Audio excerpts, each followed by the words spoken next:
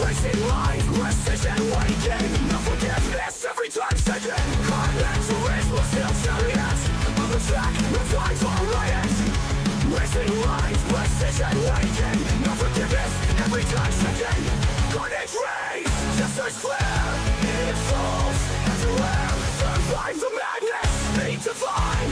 Through the darkness, victory's mine. Blinding lights, speed of fury. Metallic waves, no time for glory. Past the chaos, Jesters laughing. Rivals rivalous, victory's mine.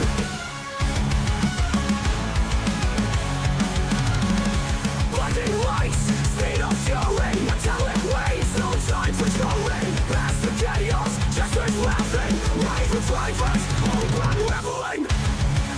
Nitro burning, engines roar. Every inch, a desperate war. Idiot muppets, crushed beneath. Desperate path, no time to breathe. Carnage race, Jesters flare. It falls everywhere. Survive the madness, be divine. Through the darkness, victory's mine.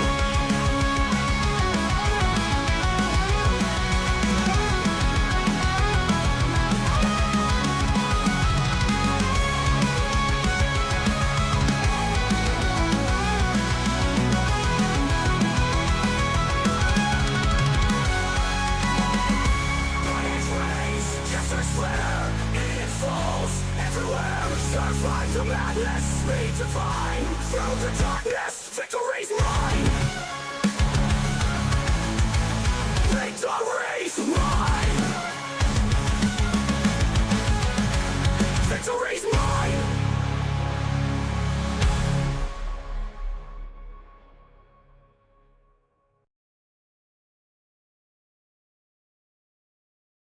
Jester in the driver's seat. Unbounding, visual roads ahead. Dangerous sounding, open drivers, chaos looming. Survive or die, no room for stealing.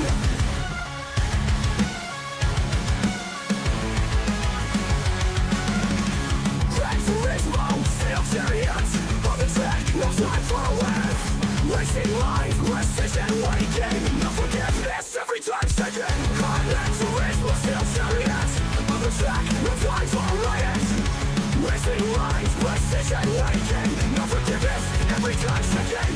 Carnage race, Jesters flare. It falls everywhere. Survive the madness, be divine. Through the darkness, victory's mine. Blinding lights, speed of fury. Metallic waves, no time for glory.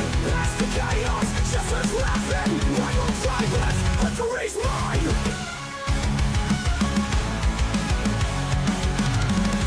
Blinding lights, speed of fury. Metallic waves, no time for glory. Past the chaos, Jesters laughing. Rivals rivalous, all blood reveling. Nitro burning, engines roar. Every inch, a desperate war. Idiot muppets, crushed beneath. Desperate path, no time to breathe. Carnage race, Jesters flare. It falls everywhere. Survive the madness, be divine. Through the darkness, victory's mine.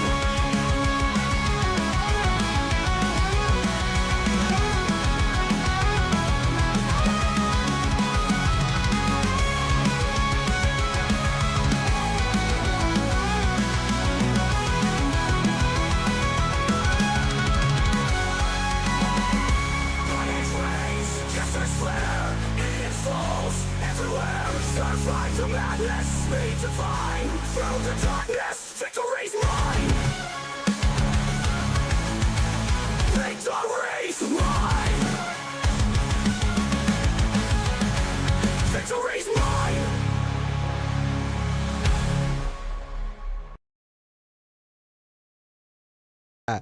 What's up, y'all? What's up, y'all? It's me, VKG, back in the building for episode 9.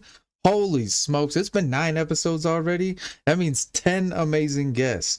I don't even know if you can, in the chat, if you're jumping in, if you can go through and name off all of the 10 episode participants real quick. The first one who does it, I will give away all the memberships that I have to give away, because we need to do that too. But it'd be really cool to see if everybody can knock that off. I know we started with PHG and go from there, but today it's all about getting some laughs in, not being so serious, because you guys know that my man here is always getting himself into some trouble, getting some serious topics, and he takes this racecraft serious. Today he's not going to be so serious, man. We got my boy all the way from Melbourne. I believe it's Melbourne, Australia, from the down under. My guy, and he said I spelt it wrong already. My guy Jester, what's up, bro? Welcome to the show, man. How are you doing, brother? Good to see you, sir. I'm right. Good to see you too. Back from the store, got your energy drink. We got our energy up. Yeah. Shout out. It's V what Energy Drinks Australia. Blue V. The Blue Superior V. V. I see Blue that. V. I see that. Somebody said that you need to be sponsored by that. I do. I've been officially plugging them for a long time. So we got the energy up. For me, it's 8 p.m. For you, you said it's what, 2 p.m., but it's tomorrow. 10 past 2, yeah, Saturday. So it's tomorrow already. So we're time traveling again all over the world. We got. So did I spell Melbourne wrong? It's got an E. Melbourne. Melbourne. I'll definitely Melbourne, Australia. Melbourne, Australia. Is that? Yeah. I mean, is there like some hard, accents out there? You said it. You spelled it the way we say it. Melbourne. Like people from Australia, it's like Melbourne. Like it sounds like Melbourne. So what's it? I mean, so for me in Arizona, right? And I guess when you think Arizona, you probably think just cactus hot. and it's hot. Not cactus so much. I think of the giant red cliff stones and shit. Oh yeah, we have like with like the mesas. We definitely have some amazing. Just where a lot of all the old westerns were. I don't think of the stereotypical, and I knew some people who've lived out that way too before you. And so I'm out in Tucson, which is I'm only about 45 minutes away from Tombstone, and everybody's heard of Tombstone. Yes. So love to go there. It's a cool place. I'd love to do the not the cliche tourist thing. I'd love to do like the ghost town kind of old school. It's pretty cool. All the roads, Route 66 type thing, like all the ghost town type stuff. I'd love to do. It's so Route 66 is dope. Like me and my dad drove that. We probably did. I don't know. We probably went through 2 or 3 states. I can't remember. I was pretty young, but did the Route 66. We definitely have a lot of old railroad towns. Like we got Tubac, which is like old Arizona. We got Tombstone. We got and it's awesome because Tombstone used to be like the New York of the West for its 3-year heyday. I mean, they have mine tours that are there that I can't even fit in, but they have like 2-hour and 12-hour mine tours. And I mean, these guys were digging in the smallest of crevices. It's amazing. It's an amazing town, but the gold rush there was crazy. You had all the celebrities who ever existed during that Wild West westward expansion time came through there. I mean, it was before San Francisco, and actually I think San Francisco and Tombstone kind of came up at the same time, and they were connected by the railway. So really awesome heritage. And they barely lasted in terms of their rush. Man, it's crazy. Well, they were over so quick. Gold and silver. We had a few over here. That lasted like 20, 30 years. When you hear of the American ones and it's over in like 7, 15 years, you're like, Jesus, oh man, they move fast. They move fast. They do. So when I think Australia, right, and I'm thinking kangaroos, and that's about. So are you out there? You're out here racing. Are you out there in like where you live? Is it like, the outback? Absolutely. It was the suburbs. Okay. Even where I am 20 years ago would have been the fringe of the suburbs of Melbourne. Gotcha. Of the West. And it was all farmland back in the day. That's it was it's like crazy how fast things grow. Was just it's and so many of the guys out here made a lot of money. And it was just old farmland that they bought for a couple of $1,000s in the 50s and the 60s. And it's all like it was. Even there's kind of 5 minutes to the next suburb, 15 minutes to the suburb after that. 10, 15 years ago, there was nothing between them. And now that's all full, and it's full for another 30 or 40 That's kind of how it is where I live. I'm out in like Sahuarita, and I'm probably a solid 30 minutes, 20 to 30 minutes from, Tucson's City. town center, but Yeah. now Tucson and Sahuarita are starting to merge. It's Yeah, just growing so fast. Melbourne is like it's like a 200 probably kilometer left to right, That's up like to down. Tucson and Phoenix. They're turning into Fuson. Yeah. So, all right. So you It's live. the suburbs, bro. I'm in the suburbs. But So like, you're not. I grew up with the bush life. Yeah. 100%. That's the grew bush up with- life. That's Yeah, what well, everybody wants to think when they hear like, so, oh, I'm, somebody, oi, anybody jumps in from Australia. It's like, are you out in the bush life? Like, tell me about how you're surviving. 100%. Like just even growing up, we used to do. My dad and his family did a lot of boat racing, so we were always going to lakes, rivers, and all of that was all rural, regional, Victoria, New South Wales, South Australia areas. And us kids would be going walkabout because the parents would be in the boats. And we got some pics of you growing up here. We'll go back to the start here. He said this is the earliest picture that we could find of you.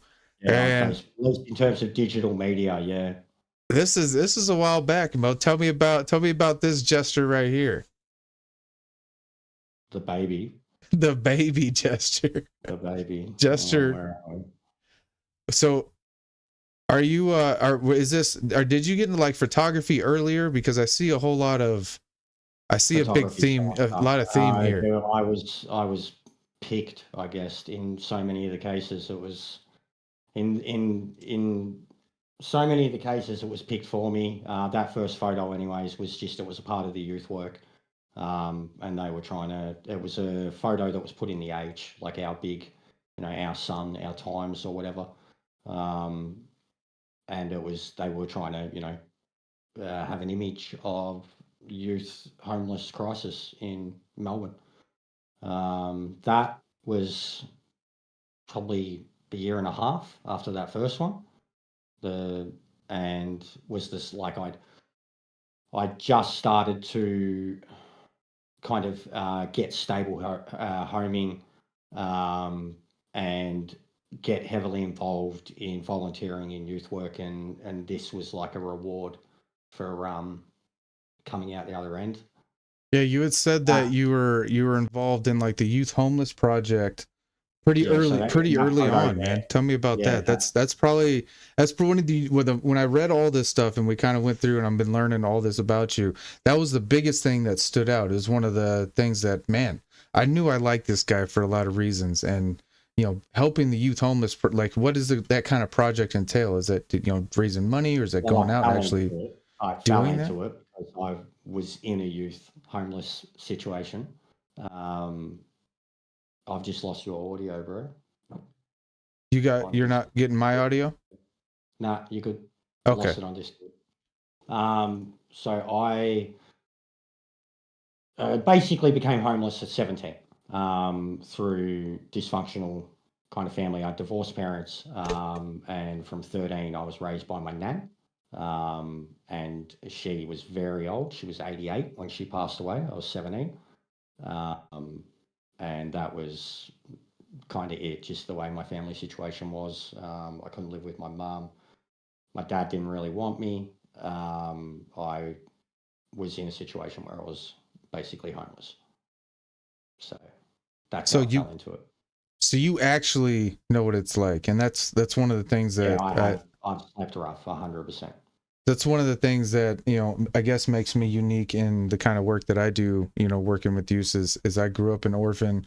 I grew up without my parents. Man, I grew up in around a lot of drugs and alcohol and violence and things growing up, and it really kind of changed the way that I kind of look at the world and how I treat people, and just kind of we both kind of have this rawness, and you more so probably than me, of just not really that. I think that comes from just having to deal with so much BS and just kind of being done with it.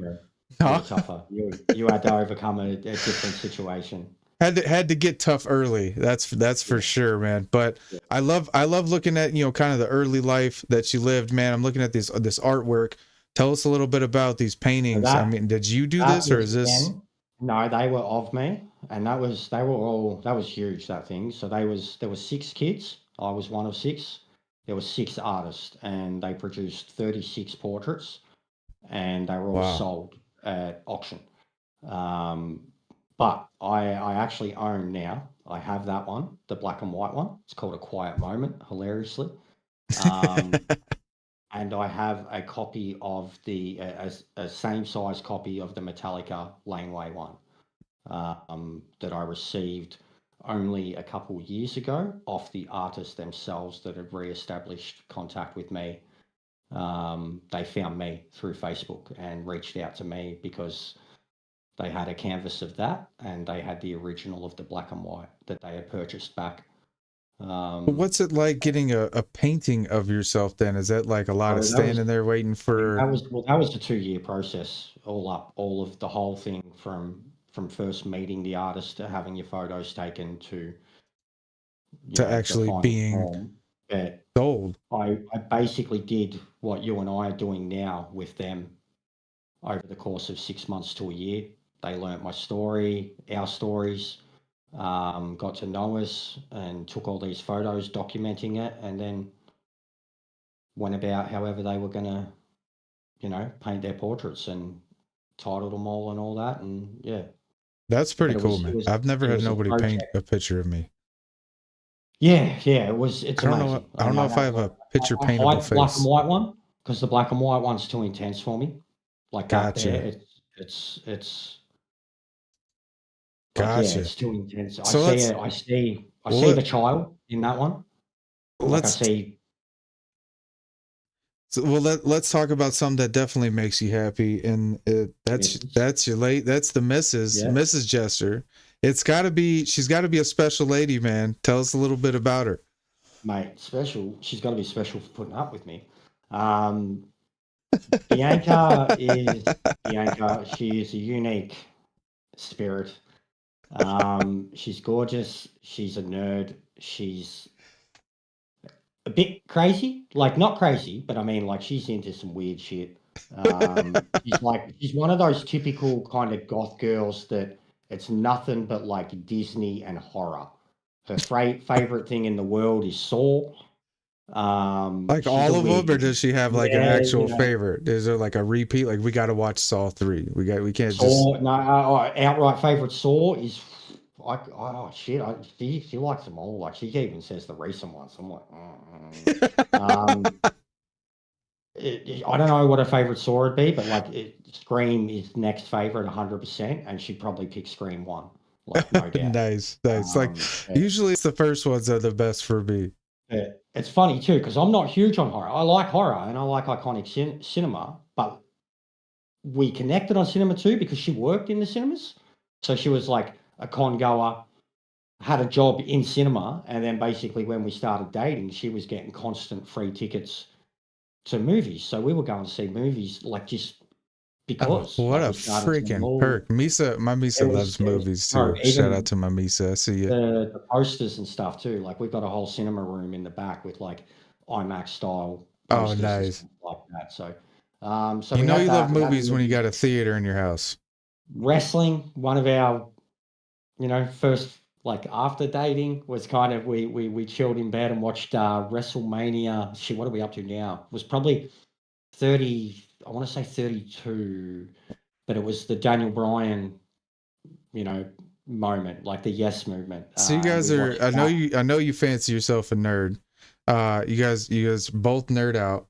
You love the Comic-Con stuff. We're definitely going to get into this because you don't know Jester without knowing that. Love wrestling, love movies. It sounds like a match made in heaven, man. So I'm super happy for you here. We got some other pictures of who's this?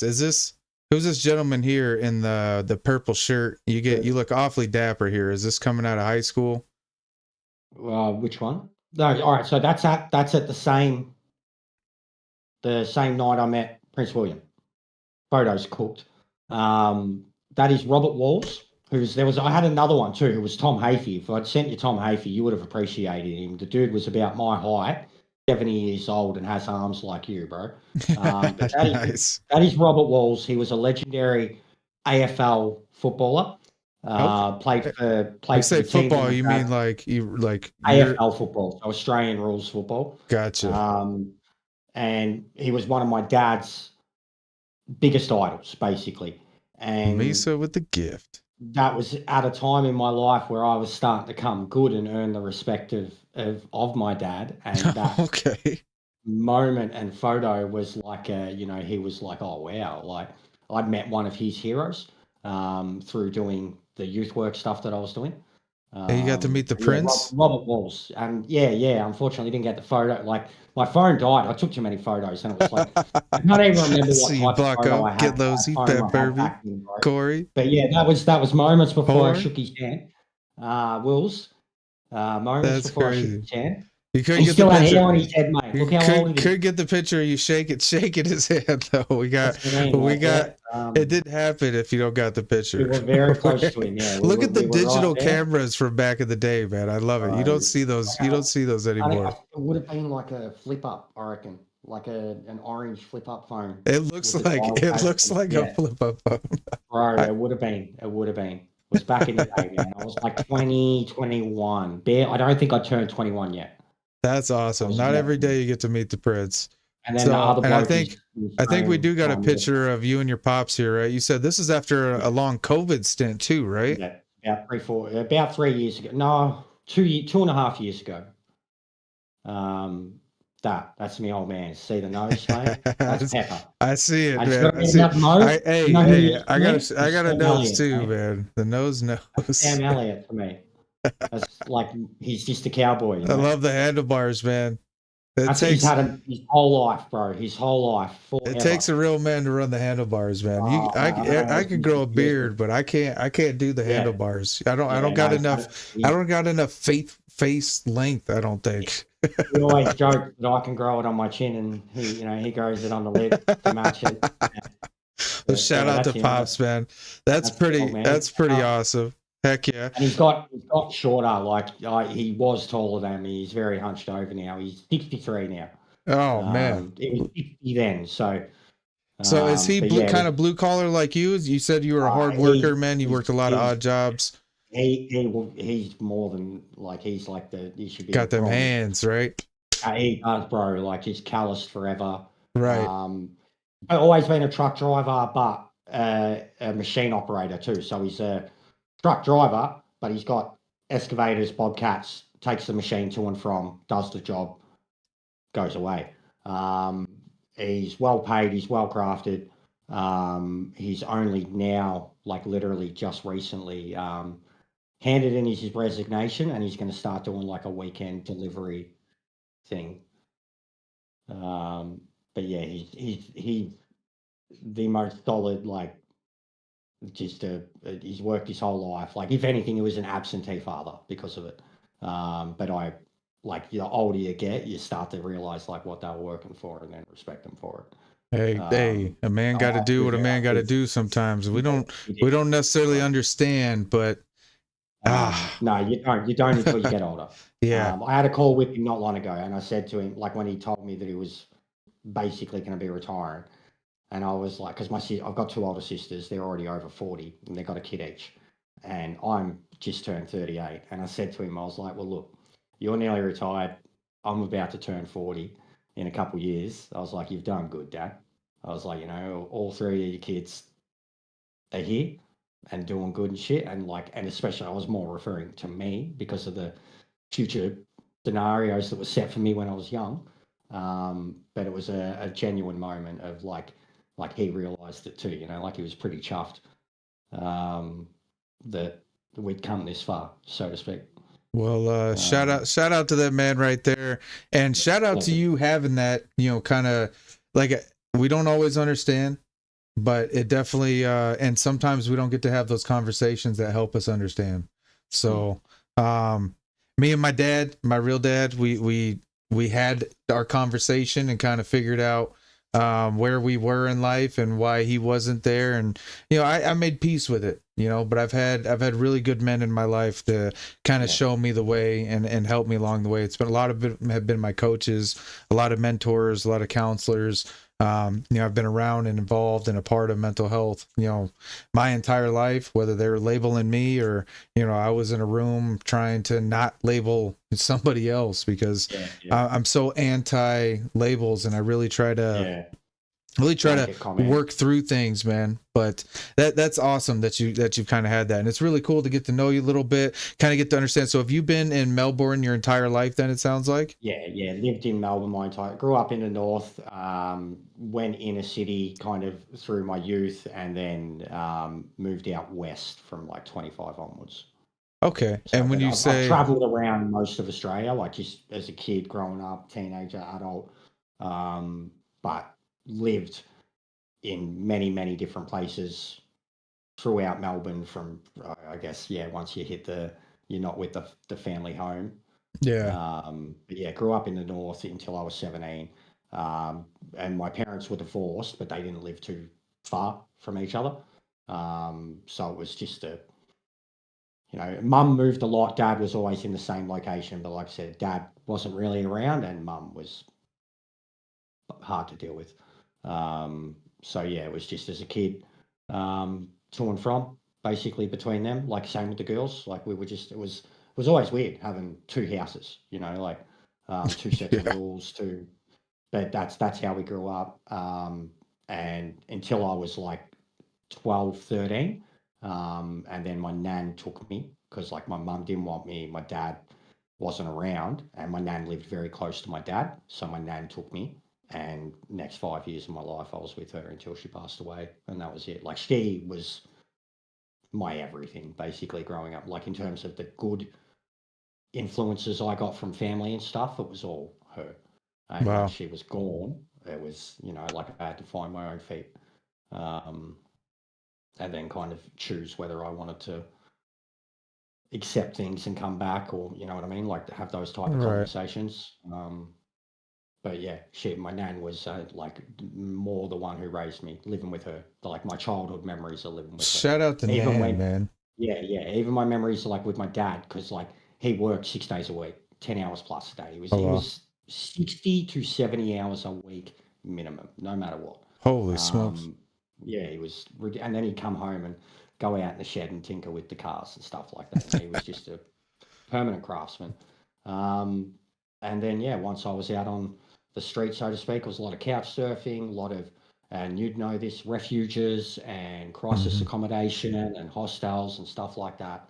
Um, and then around late 1920, I get a stable kind of housing project type accommodation, and too much time on my hands, so I very quickly start uh, spending a lot of time with the youth organisation that had helped me out, and then that's when the situation arose to start doing all the public speaking and stuff like that. Like I started learning the ways and getting crafted and And you trained really and all started that. to take off for that, because by It went, it 25, went crazy. that's kind of when you, I guess, I don't know if to say I really had to blossomed move away. is like the right word for it, but something happened at I hit a 25, and crossroads. Yeah, and crossroads. you hit a crossroad, and you got involved into cosplay, and now that's kind of, from there till now, that's kind of something that is a permanent part Yeah, of you. 100%. COVID got in the way, but it's still a major part in my life. I still follow all of it. All my friends still do it, and I still am surrounded by every single bit of it that I ever procured. But 100%, it took off like crazy, like constant. And that was also too because of like Facebook, like social media. I started adminning on Facebook for some nerd pages, like a Batman. That's even where the name came from. There was a channel on Facebook called Yes, This Is Batman, and it was ran by a Kiwi kid called Reese. He's not with us now, and he was a dead set legend. He was another one who had oh, I can't think of it. It was something to do with his stomach, and it just kept he couldn't put on weight, he couldn't do anything, and it was he'd been in hospital basically his whole life, and he admin this page, and I was a fan of this page, and then I became an admin for him, and I needed a name, and he gave me a name Jester, and because I wasn't Joker, I was the Right. Jester, and then And there's a I big created difference between that. You've there is actually been pretty very passionate about that. We've yeah had this there is conversation on stream a yeah couple times yeah with people like, yeah well, why didn't you do the Joker? yeah yeah. So why did you? Here, now we get into the nitty gritty of like how Jester was Anybody actually else born. asking? Yeah. So the Jester. So I was the admin, and I took it in my stride, man. Like I started doing a really good job of it. I got invited to admin for a couple other channels, and then and like even he's had like 70,000 likes or so at the time, and this was about 20 2015, 2016, something like that. And then I started doing that. He was blowing up. There were parody channels jumping up everywhere. Yes, this is Nightwing. Yes, this is Harley. And they were all just trying to riff on what he was doing. So I made a parody. Yes, this is Jester. And no, this is Jester, right? No, this is Jester. So it's got to be the same but different. You're always going against the grain. There's a reason it's had to change too. That was stupid. But I created that. I became like, no, this is Jester was it was a mouthful, but it started as that as a channel. And Reese got sick. I had to take over his Batman channel. I was still doing stuff for a couple of others, and mine was starting to blow up. I was a little bit tedious into the cosplay at that point. Even throwing my first Joker out there to that audience was terrifying for me. I didn't know if I was going to be mocked or loved or whatever. And then that's where it started. Like it was like the first one ever was me and my cousin. Well, I wouldn't have even been 25. I would have been turning 25 that year because it was like August and my birthday's in October. The first one I ever did, and it was because of his idea. I'd been to a couple of cons, but he was like, bro, let's go to a con as Scorpion and Sub-Zero. I was like, okay, all right, how are we going to do that? You know, I don't know if my homie would ever come up to me and say, hey, let's dress up and go to a Comic-Con, but I guess if you're in that circle, was this something you've already done, or was that like?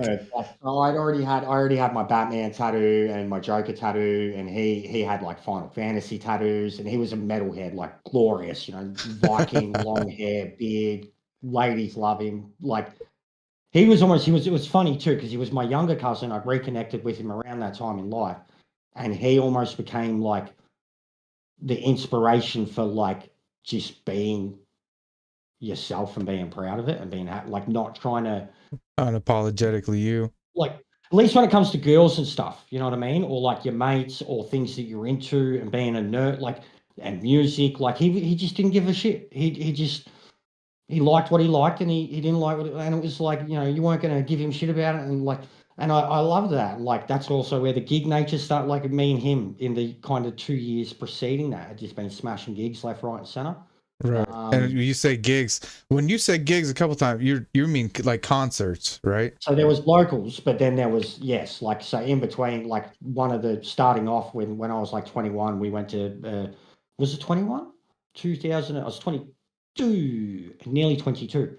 2008, Death Magnetic World Tour, Metallica. Yeah, you said you've been to a big Metallica.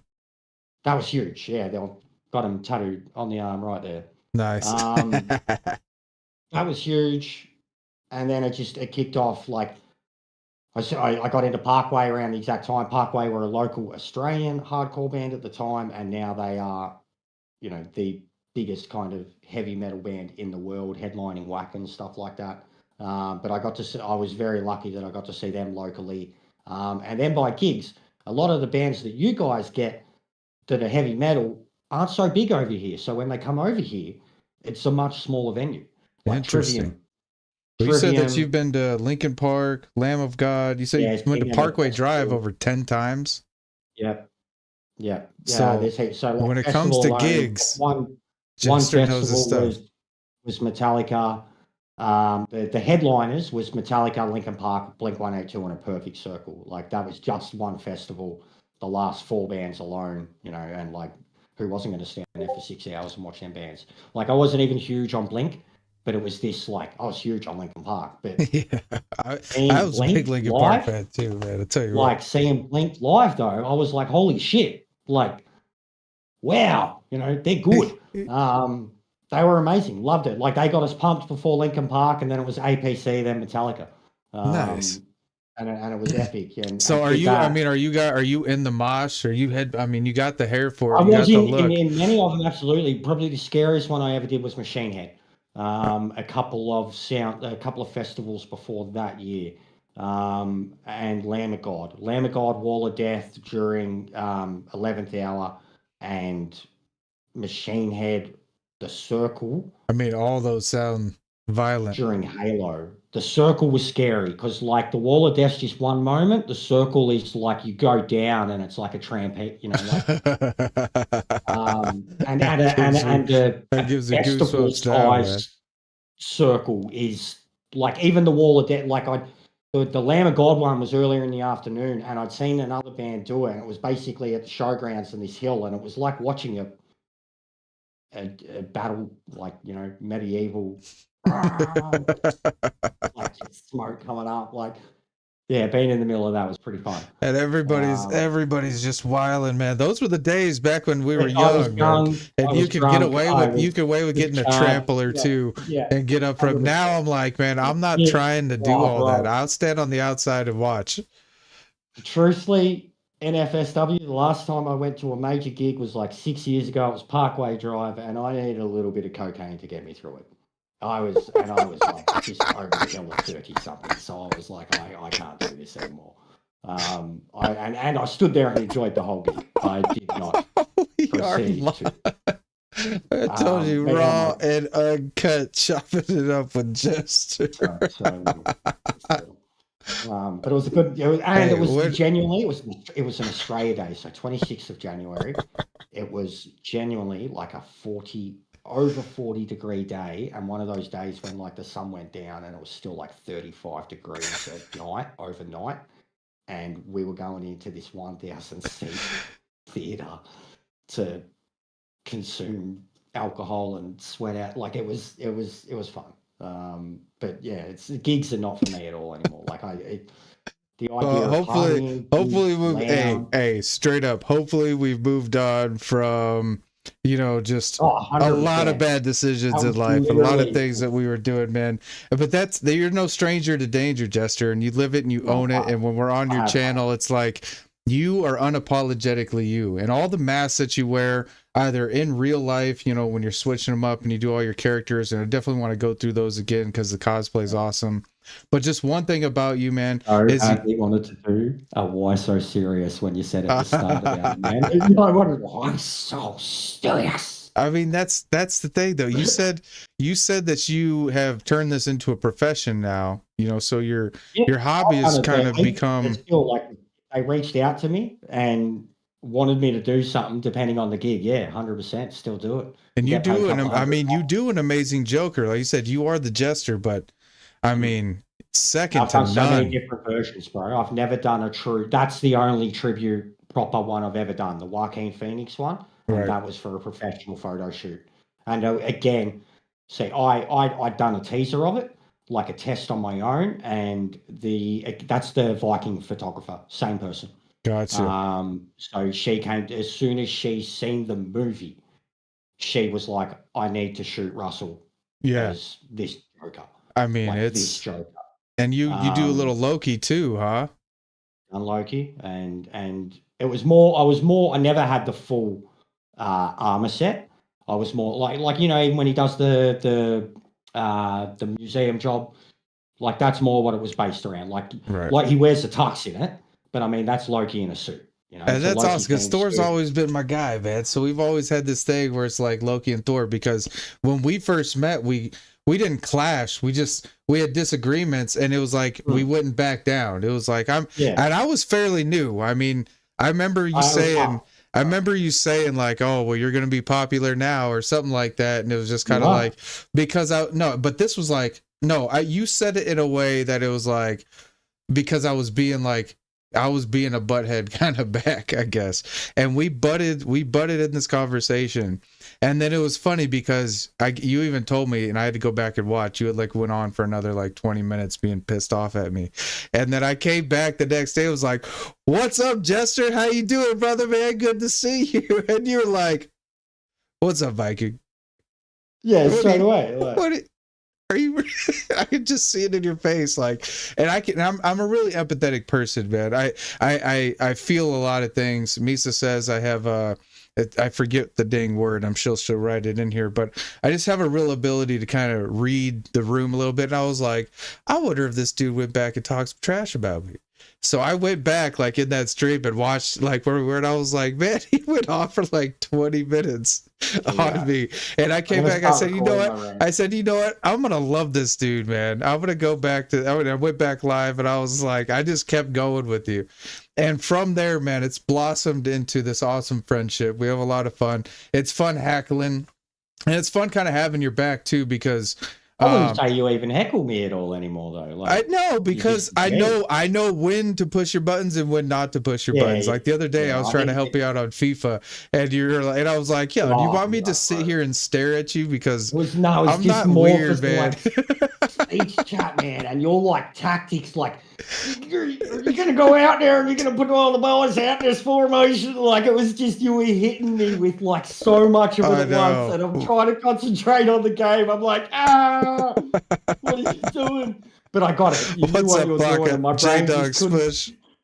I was just like, I know, and I love that game too. I love FIFA. I'm gonna get FIFA 25 because of you, because I think I'm gonna be able to play.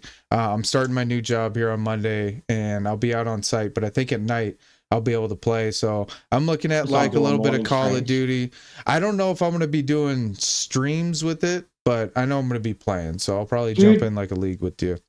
Don't do any of the online stuff. Just manage like it's a thing. People love it. Yeah, that's like genuinely no, but you can make it episodic and stuff too. Like pick out a path. Episode 1, go like that's right down your alley. Having everything formatted, and you've taken off. You've definitely taken off with it. Like, I'm going through phases. Like so we got doing it.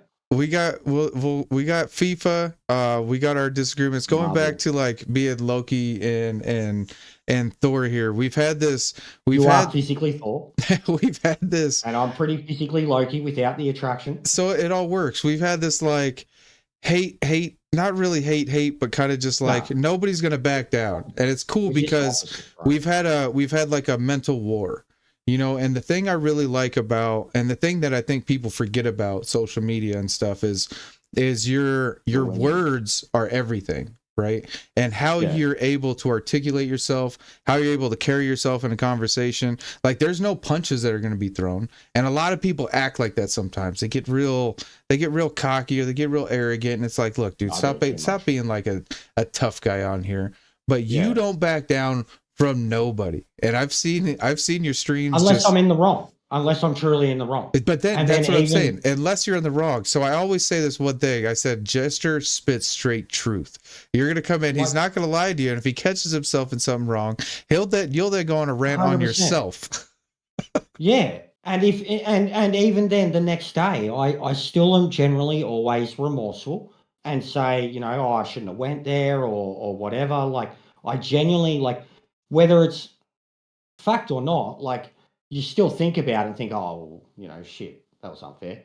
I'm always apologetic and remorseful, like in terms of I know I can get fired up, but even like I was talking to Furby the other day, and even he said it's about another particular shout out to Furby in the chat trying to prod me recently, and he had said, there are people out there who just they love you for that. They love that they can say something and you'll react at them, and it's like it's humor to them, you know. Like, and he was like, you've got to just realize when it is humor and when they want the bait and stuff like that. But he said there's certain things that people just know they'll get a reaction out of, and that's the hard thing too. I've had a lot of people coming in fishing. Oh yeah, you got that reputation, man. So you see, I've seen a couple times even when you've been on track and you get some stream snipers on you. You get guys that just because it's Jester on there, and you got some funny names on there too. Half the time, bro. I don't even know who they are half the time anymore. Honestly. And it gets you riled up, man. Watching Le Mans, that was a fiery. It's back this week, bro. And it's back this week with no chicane. You gotta consent it. It's Le Mans. They were idiots, bro. Like it was just but yeah, let's bump draft and break our card. You know, oh, we're not getting a penalty. It's fine. Oh my god, like So let's look into gaming a little bit. You started streaming on YouTube. Well, you started streaming on YouTube in 2020, but you originally started out on Twitch in like in 2019, doing a little Red Dead and GT5 racing. Yeah. I was I was basically a rock star nerd, hard. The racing in GTA, I had stats that was like 4,500 wins out of 6,000 races. I'd have lobbies just instantly deplete when I created them and the people joined them and seen that I was there. But when the F1s came out in it, which was like 5 years ago, they had damage, draft, and like pit stops. And I had a friend at the time, and me and him just went, and there was like 8 tracks that they had, and we had world records on like 5 of them. And I was streaming all those efforts, and it wasn't getting me anywhere. Like in the game, dudes were like, "Holy shit, don't want to play." And this is still on Twitch. Still on Twitch, 100%. It's all still there. All my it's basically a library for my Red Dead journey. Oh, nice. My son is trying to get me to start Red Dead. I might end up doing a Red Dead stream just because it's awesome. And who did it? What's his name? I Show Speed just did it, man. He streamed. He had like 100,000 people watching his stream, bro. He'd never done the story, and like now he's got memes of his face crying. So everywhere. When you do Red Dead, is there certain things that you need to look out as far as like the audio or anything? Is any of that copyrighted, or do you have to? No, not that I know of. I can't say I've ever had a copyright from even because I was restreaming Red Dead. That was YouTube. One of the things I was interested in. No, and it's got a lot of music in it, like genuinely original written music. Like it's got songs, man. Like people know the songs. I can't say I ever had a copyright issue with that. GTA, I've never streamed GTA on YouTube. So I was wondering like the radio on GTA too. So I usually shut off all the music and things like that. Man. But no, I can't say I haven't. I know I don't think I ever had a problem on it on Twitch. I'll say that. And I was literally like one of the first people in the world like streaming it because I got the digital version of it, and we're ahead of everyone else. So like mine was pre-downloaded, and I was playing it at like 12:05. It was like the 27th. Oh, dang! So you had that early release. You got to know somebody to know somebody kind of thing. Dang, that's cool. I took a week off work. That's how much that game meant to me when it was released. So super nerd at heart. You've done all of the Jokers. It looks like. Which one was your favorite? Oh, I mean, like I didn't even send them all to you, bro. I've done a Morton Joker too. That one is one of my favorites. That mallet, that was the most like my version of it. The mallet, the grenades, the weapons, everything. That's the Red Hood. That was a 6 shoot. I've got way better helmets since then. Would have loved to have had the better helmets, but that armor I customized too. But yeah, that Jokar is like, and that was before even some of the better detailed ones. Right. I just really liked it. The Joker's sick. Did you like customize some of this stuff? I mean, it was all looks the like mallet, the belt. That was all custom and cut up. The Red Hood armor used to be a Colonial Marine armor. Going back to Red Hood, it was actually, that looks cool. Like one of the first real expensive ones and custom made that I got built was Predator Colonial Marines. Like from Aliens, me and my best mate had like that armor was originally. So I'd done the Alien Predator one. I was never going to do it again, and I thought, hey, I'm going to redesign this thing and turn it into a Red Hood armor. You said you got a bunch of these suits, right? Like one, you got them on mannequins behind you. I do, yeah. I got the Bat Joker behind me on a mannequin. You said this bike. You said this bike had a pretty cool story about it too, right? You said you found this at another event, and the gal who owned this bike, I guess she had a pretty cool story too. No, so no, not the one who owned it. It was that was a charity event for a little girl that had an incurable brain disorder. Gotcha. It was something to do. I think it was something to do with swelling, and it was just like she'd had all these operations and it wasn't looking good. And she was about 4 years old.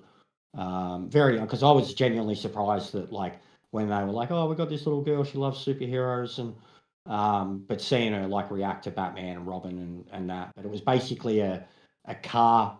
It was an event for her, a charity event. Yeah, I even see a And hearse in the background, I they did think. it through a car meet. So basically gold coin donation car meet, and then all proceeds were going Gotcha. to her family. And that was a motorbike that was there that was very, very customized. You can't see it well in the photo, but it had like a bat head on the front. It had the bat logo on the side. It Nice. had a bat one plate. Like it was a rocket that was molded into a Batman vehicle. Yeah, I'm a And bit I partial think to it that was- bike. I have that bike. I have a 07 ZX14. That is, I have, and it's all jet black. It is that big bike. bro. Oh, And yeah. it was all carbon and custom. It had so Love much it, custom man. work on it. 200 man. mile per hour block. No, I quickly like looked for the photographer, hollered for him, and then patiently waited by for the because there was no one around it either. So I'm just waiting for the owner to show up so I can ask him if I can get a photo on his bike, and that we've also got this really good Dark Knight that he might want to get on his bike, and then yeah, we got all these photos, and it was awesome. But it was a great event, and I got to get him one of those the Tesla S.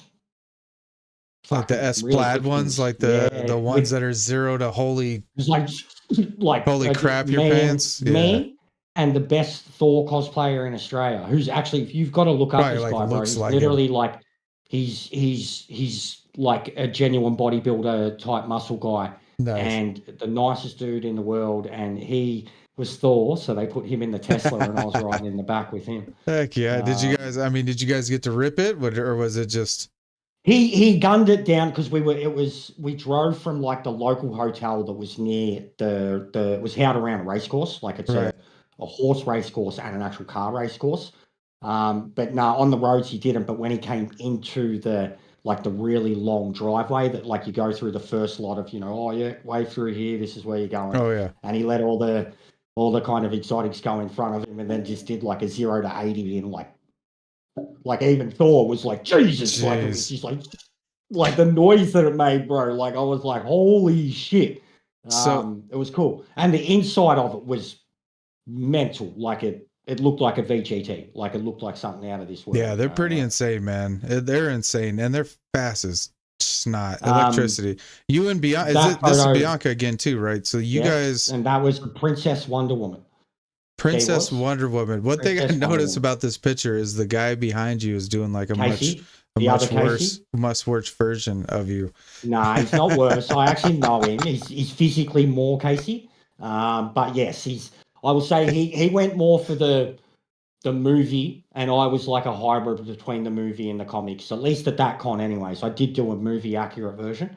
And my I guess I'm biased. I guess I'm biased to our Casey, man. The mask is incredibly movie accurate. Oh wow, that's sick. 3D printed.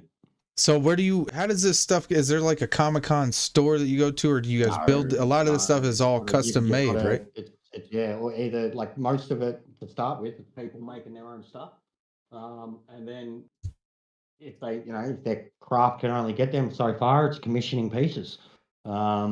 Like getting actual prop builders to make them stuff. And I, through doing so much of it, developed a lot of relationships with a lot of people. And one in particular was a kind of budding prop builder. And he started doing my buckets, my Red Hood buckets. And he would basically do them. The deal was, because I had these channels to promote, was that he would do them for me on the cheap, and then I would promote and boost him, which was working. Got him a lot of business, and then he actually gave me. I almost started doing. I did start 3D printing, but trying to keep up with cost, demand, and the work, like while doing the cosplay, while actually working. Like I couldn't keep up with it. I took on a few jobs and just trying to keep up with them. Right. But I was doing. I should have sent you some of them too. I've done the Suicide Squad guns, like the Jokar. Like if you've ever seen those movies, shit movie, but if you've seen the guns, they're incredible. Like you can look them up on, and I 3D printed and perfectly painted and sold them for a pretty coin. So you're kind of the guy to go to for this kind of stuff. So if you're in Melbourne and you want to go to know anything, or no, I wouldn't be the guy, but I could hook you up. 100%. Gotcha. I don't know. I don't know how many cosplays folks are out there, man. But I'd have to resupply on everything to be printed. I'd tell you what, man. You will definitely hit you up, because my son, he I'm a big comic book nerd. I went more I obviously went more toward athletics and I didn't get to really mingle. But when I Yeah. got home, I mean, I have stacks and stacks of comic books I've said. I'm a big Star Wars fan, me and my son. And when my son was born 15 years ago, I kind of got to relive a lot of this stuff. So it's been really Did you cool. notice in the rig photo behind the pedals, there's a giant Marvel Yeah, yeah. something? So we're definitely gonna have to check out your rig here. I thought about collectibles, man. I was like, if I start sending in collectibles, we could, like, even just me walking around and getting the photos of it all, bro. Like, Man, collectibles you know, are, I think I've talked about this a couple times. My son has turned into like an awesome collectibles kid. You can give him what's something, he after? he'll Like preserve figures it. or He likes pop heads, bunch of Lego stuff. pop? He like Yeah. anything old. He's got There's old too many pop right Nintendo, now, bro. first There's too generation many pops now. NES. He's got like the gold plated Zelda. He's got Yeah, he we've got likes that. old console stuff. He Nice. look true gamer at heart. He loves collecting records. He's got a whole Yeah, collection of vinyls now. nice. Just an old soul, man. Loves classic rock. Records are definitely where it's at. Oh yeah. Oh yeah. We were just having a dance party in the kitchen before we got on because he was Even for me, like as a playing kid, Journey. it was figures as a kid, like Ninja Turtles, G.I. Joes, the couple of, Marvel ones you had here and there, and a few Star Wars ones. So, like, once that was gone and my teenage years were gone, it was like it was weird. My sister put it as like, I lost a lot of my, my younger years, and I was forced to grow up quicker than I should have and wanted to, both at like 10 years old and then at like 17 years old. You know what I mean? Like at 10 years old, I'm thinking I'm a teenager, and then at 17 years old, Right. I'm having to be an adult. And by the time I rediscover it all again, I'm like 22, 23, 24. And my sister was like, you're just being the kid that you couldn't be when you were younger. Speaking of You know what I being mean? big Like, kids, we are behind the wheels of pretend cars. we are playing video games. Like, Dude, but I treat it, the you great wouldn't want thing to drive about like this in real life, would you? no, I'd be dead, I mean, mate. yeah, I would have. right. I'd be in. That's why I I'd be in sold a jail, mate. I've motorcycle to murdered get. so many people. Yeah, I You know what I would- mean? Like, my spine would be so twisted from the amount of times I've been. I've been I'd be in dead, mate. 50 wrecks too many. That's for sure. 100%. This is Yeah. my favorite. This is my favorite picture that you sent me, man. This here is Viking Jester. Tell me a little. This is one of your most high quality pictures. I feel like this could have I been. could send you another This one could be to the show you thumbnail too. for a Netflix episode of Vikings. It could be. It could be. So that was a project for. It wasn't like anything of mine. It was just I was approached. Or sorry, my partner was approached. Like the woman that had done the Joker stuff with me. Who again? So I did this with her before that, but she put out a thing. Like I said, it had to be portrait. It had to involve facial hair and face paint, but it had to have a god theme. So she went with Nordic, and that's what she went with, right? She needed someone that had facial hair and long hair and could be painted. And the missus was like, hey, this sounds like you. Do you want to do this thing for Memphis? And I'd seen her shoot my girlfriend before. She does all incredible, like paint manipulation, and it's incredible the stuff she's done with my missus. I should have sent you some of the stuff my missus has done, mate. Like that's like mind-blowing photography. But she just needed it for a project, and we went down to a local like little lagoon kind of duck pond near where she lived, and I just like huddled in the trees. It was very cold. I remember that. I had to wear like this kind of tunic thing, but it was very, very cold. And in that It photo, looks genuine. She wanted nothing from me in that photo, like just stare through your soul type. So is that like, Russell, give me nothing? And you just basically. It's like an art. I genuinely laugh had because to like, I could never do that. I would just. It's like I could show you. There's another photo where it's like there's an emotion or a thought behind the photo, and in that one it is like, you know what I mean. There is a difference. At least with the Joker stuff. Like I said, there is so much photos. Like if you went to the Facebook cosplay channel alone, you could just scroll through it and you would see the transformations. Like just Joker alone, the stuff you can do with face paint in terms of photography and a split It's crazy. So there is a lot of stuff there, man. Like, and I'm incredibly proud of a lot of it. It'll definitely be stuff. There'll probably be at least one portrait when I die, like one portrait at my funeral or wake or whatever. This has got to I be don't the know what one coolest it'd be. Batman variation. Like this is this Batman parody. Yeah. He said this is Got this heaps the of one that you got on the mannequin, man. This on is the this. mannequin behind me. Yeah. You look pretty proud of this one. So see that right there, that purple bit? That's his chest sticking out behind the door. It is the Arkham Knight suit, the full-blown Batman Arkham Knight suit, entirely Eva foam too. That's why it kind of looks a bit rough and coarse. Right. Like entirely prop made out of like a yoga mat, essentially. And it served its purpose for a friend as an original Arkham Knight Batman. And then I bought it off him and repurposed it. And that's what it was repurposed for. And again, it was only done as a photo shoot because I literally died in that thing. Like it cooked me. And the makeup didn't last 20 minutes because I was cooking and it was like smudging down my face. Jeez. That was shot in the mill. That's probably, this is the coolest photo. This is my favorite one. This is awesome. All the photos from this was professional photographer on location, abandoned mill. They also did like movie shoots and shit in this location. But we had to like go up and over fences to get into this location. Like you weren't allowed in there. And we did a lot of stuff. But he was like my full-time Batman. And I was his full-time Joker. Like that's why he's also the reason I started getting a lot of the paid gigs, that bloke.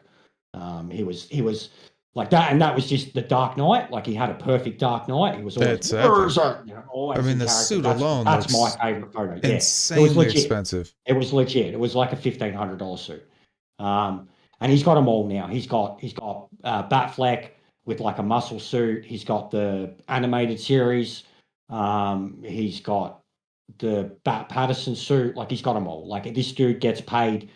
Him now. There's a trio of them. There's the girl that was. I don't think I sent any of the Harley photos through, but the girl that was Harley Quinn in that photo shoot does a Wonder Woman, and her along with him and a Flash, they get paid as a trio to go to like overseas. Like they've been to New York Comic Con, got paid to go to New York Comic Con as. This Batman, one looks Flash, legit. This KC that you're doing here. I mean, this is at Comic Con. It's got a logo here. This looks like it could be the cover of another show. I mean, am I wrong, guys? These things look legit. Absolutely. So the mask is different. The mask is weathered, more metallic looking. It's not the original white. The jeans, Casey wears trackies. I'm in jeans, and they're all torn in that. And then the shirt that I'm actually wearing is a band shirt, local band shirt, but just because of the style of it. But that was me attempting to do a comfortable version of him that was my own. I had done the movie accurate. I had done a dirty movie accurate. And then, because like I've done a professional shoot of the movie accurate in like a laneway in Melbourne, garbage truck and all. At least in my opinion, I think Casey's going to wear something like he can't wear the same clothes all the time. I know in the movies and the videos, right, we see a portion of his day or a couple days out of the week, but at the end of the day, I mean, he's going to rip his shirt. He's going to need a new shirt. I mean, but I think you capture the essence of your characters. I'll get something to show you just briefly because neither photo shows it. This is how much I went into Casey. Give me two. Not even. Give me a minute. You guys nervous? I think Jester's going to come back with something crazy. What do you guys think, man? Shout out to everybody in the stream. We got Plank, Blanco, Briggs, Get Loadsy, Wrench Wench, Fat Furby, Ruthless was up in here. Misa throwing out memberships to y'all. J Dog, it's DDDDD. Congratulations, Sparrow's Nest, Smush. Oh, look at all Enrique up. Look at all these folks. Oh, here we go. You guys ready? What is this? He's got the stick. Hockey stick. He's got the bag. I got everything. Cricket. You like cricket? All of it. He's got a weapon for every sport. The whole time, bro, I went all out. I was like, weapons check every single door, man. They're like checking everything. They're like, Jesus, dude. I went all out. And you'll love this. The ribbons of I had a whole thing because it was apocalyptic Casey. Right. All their names are written on it. Donnie, Rap, all their ribbons because they're dead. What? Look at I went into it, bro. Into it. That's awesome. Hey, you can tell when someone has a passion, that's for sure. Holy smoke. See, how would you guys even know this stuff, man? Behind the wheel, making it real. All right. Holy smokes, man. That was legit. Why I did Casey. I did him 3 times for cons. So it just kept picking up and evolving, you know, like I got the stick commissioned. That I'm just holding the baseball bat there, but the baseball bat, I did so much blood details and the smiley face. That's my favorite one ever. The cowboy. That is sick. You've got to see that one up close. Like that's my favorite one ever. That would scare the heck out of me. I mean, this gives me like some creepy, some Jeepers Creepers vibes. Yeah, I can see that. Yeah, bad. So it's like this is the guy, Cowboy Joker. This is the guy who took down Jeepers Creepers in Wild West time. Like when Jeepers Creeper, when they Westward Expansion went through down that road that bus goes through, and Jeepers Creepers or whatever he is gets to come out during that cycle. This was the guy who took him down. He's badass. So we went to a con. I did that. I did it a couple times, but eventually I got the missus along, and she did a Wonder Woman cowgirl, and she was a marshal. We even got the badge. She wasn't a deputy, wasn't a sheriff. She was a marshal, so state lines. And I was her prisoner. Like she was escorting me around the con. She'd done what Batman couldn't. Yeah, Jester, I Wonder agree. Woman caught me. Yeah, we do got the Wonder Woman Marshal. You are movie quality, 100%. This is amazing stuff. I mean, you capture even your posture. I can see it in your shoulders. Yeah, the stance. Yeah, the stance was just a lot of, and I'm sure the craft. You got to respect the craft. And when anybody does anything, and you look at the details that you go into, I mean, this is even just going into. Was my favorite thing. The way you bring out the orange, the chain, I've still got that suit too. I want another mannequin so I can put that whole thing on a suit. That's awesome. And it's a full. It is Boba Fett's outfit again turned into Joker. Joker Fett. Joker Fett. Some people called him the Joker Lorraine. He was the Joker Fett. And you can see this is definitely true love here. You guys, because it was Fett too with the dented helmet. Sadness and Joker Fett. Oh mate, yeah, that's one of my favorite photos. Out front of the ship at the con. She was done with life, but everybody was like, how awesome is that, man? Well, holy cow, such good sadness too, bro. She's got like a portrait style one, and it's the best. Like she was so popular at that con, man. She had so many kids come up to her and give her hugs. Dude, like, that's super cool. So popular.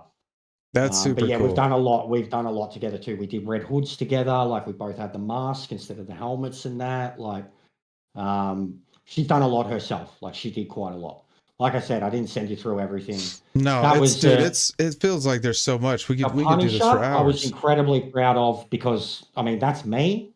How could I ever look like the Punisher? And I did. I mean, you did it.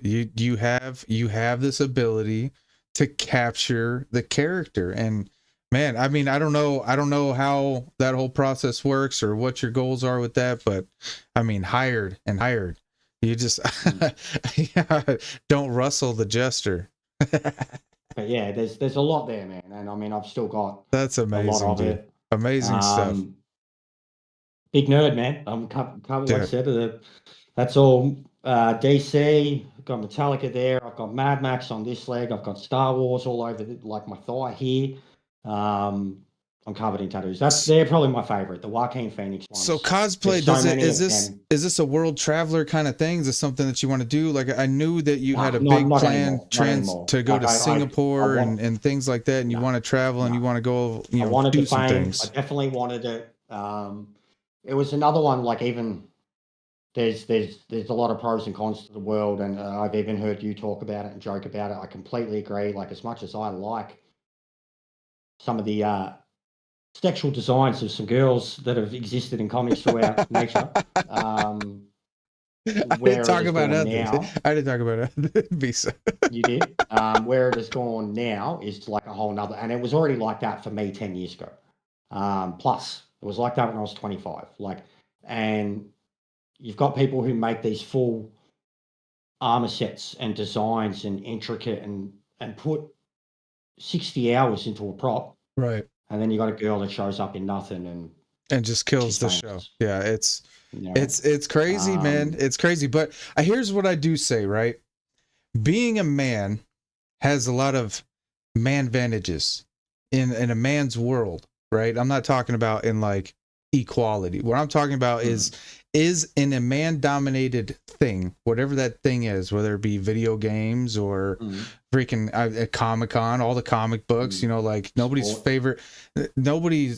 man's favorite like comic book character is Wonder Woman, other than for the reason that she's a woman. Favorite females, but right? Wonder Woman is absolutely crazy. Right, but she doesn't come before a plethora of male characters, Batman, right? Right. So, Spider-Man. but the advantage, right, is the disadvantage. The advantage is being the woman coming into the male dominant, where all of us are sitting here showing all of our intricate designs and everything we did. And I stayed up for weeks and weekends making this, and I painted all this stuff, and I did all this, and you just came out here in a G-string and killed the show.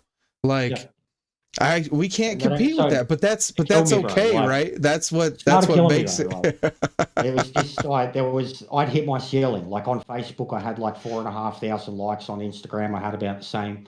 I was known as, you know, the Joker guy, like, because I Jokerized everything, like everything. You know, I always thank you, TKs. Where's the other one? It is. I've got an Iron Man helmet that's even painted like Joker, and believe me, trying to make something that has no, like, that's all lines and a shape like that into the Joker's face and make it work, and I made it work. Right, like, TKs. It's just, that's what I became known for. I was Red Hood, I was Joker. You want to know where to find out all the fellas? Go find the girls' channels. Yeah, I could point you in the direction of a few of them. And then so on the professional side of cosplay, they were all the girls, all their fans were mostly dudes, and the girls that liked them were the girls that were like them. You know what I mean? It wasn't some other girl in a badass armor. Like, they had nothing to do with the pretty girls. It was, you know, all the girls in the Star Wars Mando armors and shit. They had nothing to do with them, and they didn't. So it was very one-sided. Very one-sided. And then the men too, the men themselves, even the men, when you see it, you're like, the sausage fest. You know what I mean? Hey, like if you got the natural armor, you got to show it. You know what I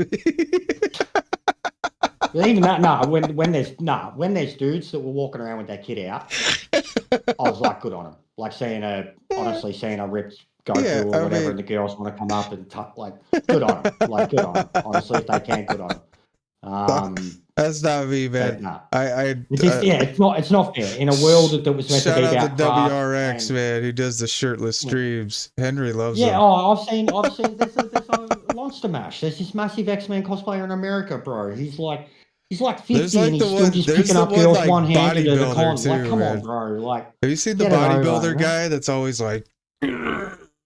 I've seen heat. We've got some here, bro. We've got some here. I'm not a bodybuilder, man. I know I got a little bit of muscle, but I'm not about that. I'm about being an active person. Every girl that comes near her, they're like, "Do you want me to lift you up?" And they're like, "Boom!" Like it's a Wolverine or it's a bloody Thor, or like, and it's like some Gino. Like, he doesn't even have the hair, you know, like, or he's a Thor in a wig. You're like, mate, you're just here to be a creep and knowing that it's going to work for you.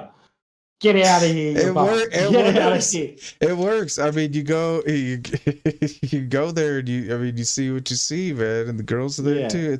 I'm sure it's a lot of fun, man. I'm sure we can sit here. And they are amazing. Just talk about it for hours. Holy smokes! Even before I got into cosplay, I will not. I don't condone this, but in my younger years, I was like 23. Me and my best mate had some experimental things and went to a con. And it was genuinely a magical wonder. Like it was like we would interact. Bro, I feel like I'm in a comic book right now. Like... Yes. We were treating like people actually had superpowers, and they were kind of, you could tell they were like, "What the fuck is going on here? What's wrong with this?" Like we were on another planet, but we still to this day remember all those interactions from that day. Like, and I've been to so many. Dude, the worst thing is tripping and not being able to remember it. At least you got you got the memories of like living in a comic. We remembered it, man. Like there was a dude that was dressed up as Obi-Wan, and we thought he was Jesus, and that was a whole. And then he was Jedi Jesus to us, you know what I mean? So it was like, it was this whole thing, like Jedi Jesus. Great. Please, somebody, it was genuinely start a YouTube channel. You got to be Jedi Jesus. With or without anything to help, it was genuinely a very colorful experience. And this was before they exploded. Obi Jesus. Obi Jesus. Cons.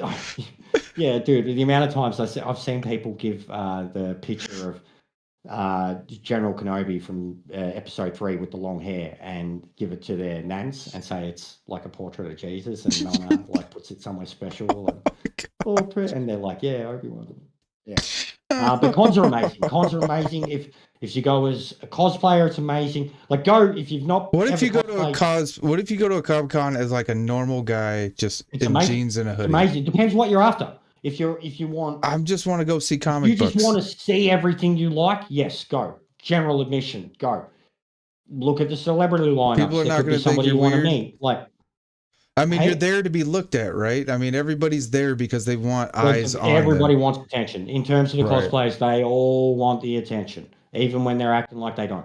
And then the markets, man, like the stalls, all the people, all the artists, bro. The cons are the only place where you'll get so many of the prints. Like so many of the prints that they run there are like limited. It's almost like when a tattooist does a flash sale. You know what I mean? Like there's actual comic book stuff. Yeah, it's not just about the collector's market. Like when you'll go to the. So I'm talking like items and stuff. You go to the dudes that have the boxes and the crates full of comics that are all wrapped in plastic, man. Wrapped in plastic, like bro. It's a wonderland. For whatever you're after. Even some of the ones in Australia have live wrestling. They have live music, hot food everywhere. Because like our big ones at the showgrounds or the exhibition centre, so they're both huge. Like it's a day out. It's a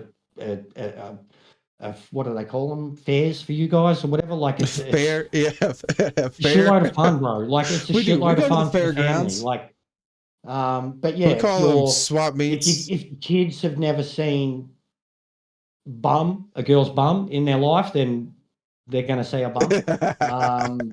They might see a titty here or there. It's a bum fest. I've never been to a Comic-Con. Me and Misa said that we're going to go, but they're amazing. Man, they're amazing. But if you have, and Misa got booty. If you have bad anxiety or crowd, I don't know what she's going to wear. Because like sure they have blown up now. They're such a trendsetter thing. Like you have to. Make sure you're in a good group. I love you very much. Stay with your group. Yeah, she's a good egg, man. But they're amazing. You would love like as a couple, it's definitely a couple thing to do. Definitely. Like you and her, bro. Imagine doing like Batman Catwoman. Bro. Dude, so she wants to be like a variation of Poison Ivy because she loves plants. Yeah, so she wants. I think she would do she's had red hair before. She looks awesome with red hair, but she would pull off like a Latina Poison Ivy. Just Yeah, to man. die for. No, you were. No pun intended. Do it. Do it. So no, it'd be All right. mad. It'd be mad. So And needless even to you, bro, say, man, you could be like shirtless Batman. Just get like the cow and put like a bloody bow tie on. I'll be and cowboy be like Batman. Alfred's doing. Hold a sign Yeah. that says Alfred's doing your laundry. Like I got my freaking Streamlabs guy is Alfred. Heck yeah, man. So Comic-Con's big thing. You don't know. That's where the character came from. It's where so much of your personality comes from. It's where your relationship came from. where I was able to. Huge part of your life. It's where you, like I said, blossomed at 25. So getting into video games and sim racing at some point. Racing was always there too. Racing has always been there. I need to find out where the heck I am in my notes. You started gaming on Twitch back in 2019, got onto YouTube in 2020, got your first wheel. You said you started on what, on the Logitech G29? Yep. And you're on the Logitech G923 now. True Force with the pedals, challenge play seat. You have the cool, I do like your seat. I actually kind of need a seat like that because I need a second rig, and your seat has like this foldable kind of cool thing that it does. It pops up like that's pretty dang cool. The point about all this is rig, wheel, pedals. You do have a really good mic, the F Deuce. It's a studio mic. Really good too, but I'm not top of the line. But when we go to the rig, wheel, pedals, right? No matter what the investment it is, it's all expensive. Yeah. But you're an A plus driver, and you're not just one of the A plus drivers. You're one of the, I need a better word, but you're one of the trolling A plus drivers. You're one of the A plus drivers that if you get on their bad side, you will teach lessons. You will kind of take a moment to risk some DR to just beat the crap out of somebody, not in a dirty way, but in a I am extremely faster than you. Leave me alone kind of way. Like, don't poke the Jester. Oh, 100%. So, like, if they're just going to start shit with me, or if I'm trying to make a pass and they're just banging walls, I'm going to figure it out pretty quick. Stay away from the mods with Jesters all day. I would say is more when I see people blatantly taking people out around me. Mm-hmm. Like, I think that's more like in terms of when I just react and don't care. I think that's more what I do now. Like, if I see a guy take out 2 or 3 in a lap, I'm like, no, he's got to cop it, man. Like, this is dodgy. Like, but yeah, I definitely overreact. I used to be really good at controlling it, but in saying that, I was a bitch. Like, I wasn't like keeping it in ain't going to help anyone. It's just going to give you an aneurysm, you know, like, and my missus don't want to hear about it afterwards. So what's the point of keeping it in, bro? Right. You know, like, and the whole be better than the situation, we've gone way past that in Gran Turismo, man. We've gone, you know it, everyone knows it. We've gone way past that. I'm learning it. I've learned it, man. There's just some emotional. And there's the aliens that it doesn't affect them, you know, bro, because no one can keep up with them, trolls or not. Like, it doesn't matter. They start first, they finish first. You know, then there's the fringe dwellers and the people that are on the edge, and the people that are developing a name, and the people that don't have any friends, and the people that are starting out in streaming communities and that. And they're going to have people that are just going to just treat them like they're not there because they're playing a video game. And, you know, at the end of the day, like, we were 90% of them are like that. So we say, like, there's video games, and then there's a difference, right? There is, man. Like, and even in like racing, Sim brings out. There is. Like, I always say Sim was a sensitive, immature man-child. Man babies, yeah, man-child, man babies. That's what it is. Like, there's something about entitlement here because I bought this wheel. I invested all of this. I want to work hard, and maybe that's not why you keep putting down your setup here. But you got the wheel, you got the pedals, you got the rig, you got the space. And you slaughter people, and I've seen you build up your USA account in just it's like a week. You were already or nearly A plus. But I mean, the A plus drivers, what does it take? I mean, I've at least had 1 or 2 tracks that I felt like if I milk this for the next 3 or 4 days, I can win enough races to get there. But the problem is do that anyway. Right, yeah. So the problem is next week. Anyway. when the races Yeah. change and it's a new combo, I'm going to sit here and watch that just deplete. But some of you guys, you are genuine A+ drivers, and it doesn't seem to matter what track you're at. Yeah, it's not easy. Yeah, it's they pick and choose some of them too. Like they'll keep their, and I've been one of them where I've only kept my A+ because I've stayed away from combos. But it was probably a year ago that I stopped that outright and started going for no matter what, C. And if it's a C that I just do not want anything to do with, then go do a combo that I wouldn't normally do or that I'd struggle with, and go get in a car that I wouldn't normally use. And that's what it kind of became for me. And since I really started doing that, that's when I think I got to this like confidence level of, oh, I can actually do this whenever I want to do it. How long did it take? I mean, you've been on a wheel now for 4 years. Yeah, even the change going from the chair, because like I was in like a bloody in the desk chair, gaming desk chair. I had a good rig, very good custom made timber rig that I'd made for it to be mounted onto. But it was still, no matter what, I was on a bloody gaming desk chair, you know, like, so it was like a bus driver setup. The way you were positioned was much higher. Your legs were more back. And you don't get that immersive effect. You know, there's a part of the game, like I said, you need to have, even for you, I don't know if you like VR or not. I don't know if you've even mentioned it. I'd love to try it. I've never tried it either. Never really been fortunate enough to have one. But if you have those essentials, you're going to get that immersive effect. So if you can, at least for me, if you can zone out everything else and you have a decent enough wheel, and the Logitech is a decent enough wheel, but I think you're one of those guys that zones in, and you're a craftsman. And it's funny because I remember, and I'm gonna call you out one time. I was on Wrench Wench's channel, and this was the last time we were at Kyoto. And I'm helping, and you're like, Mikey, you haven't been around long enough to be coaching. But I don't take it as an insult. It's banter. We were able to banter again. But you take racing very serious, and you're a walking encyclopedia of race knowledge. Every time I come onto your channel, and anytime a race topic is brought up, you know, names, dates, places, wrecks, accounts, like where the heck did the race in all of this? I haven't heard you talk about race cars or racing or anything race related. Where did that come from? Where did that blossom? Dad, when I was a kid, growing up, like trying to get his approval constantly as a kid. But just, we had V8 supercars, we had F1s, you know, like Australia had the F1. We grew up with the boat racing that him and his brother were doing, motorbikes and stuff too, but very much Dad, V8 supercars, like always being on, sitting down watching Peter Brock drive around Bathurst in the lead of a race while talking to the commentators.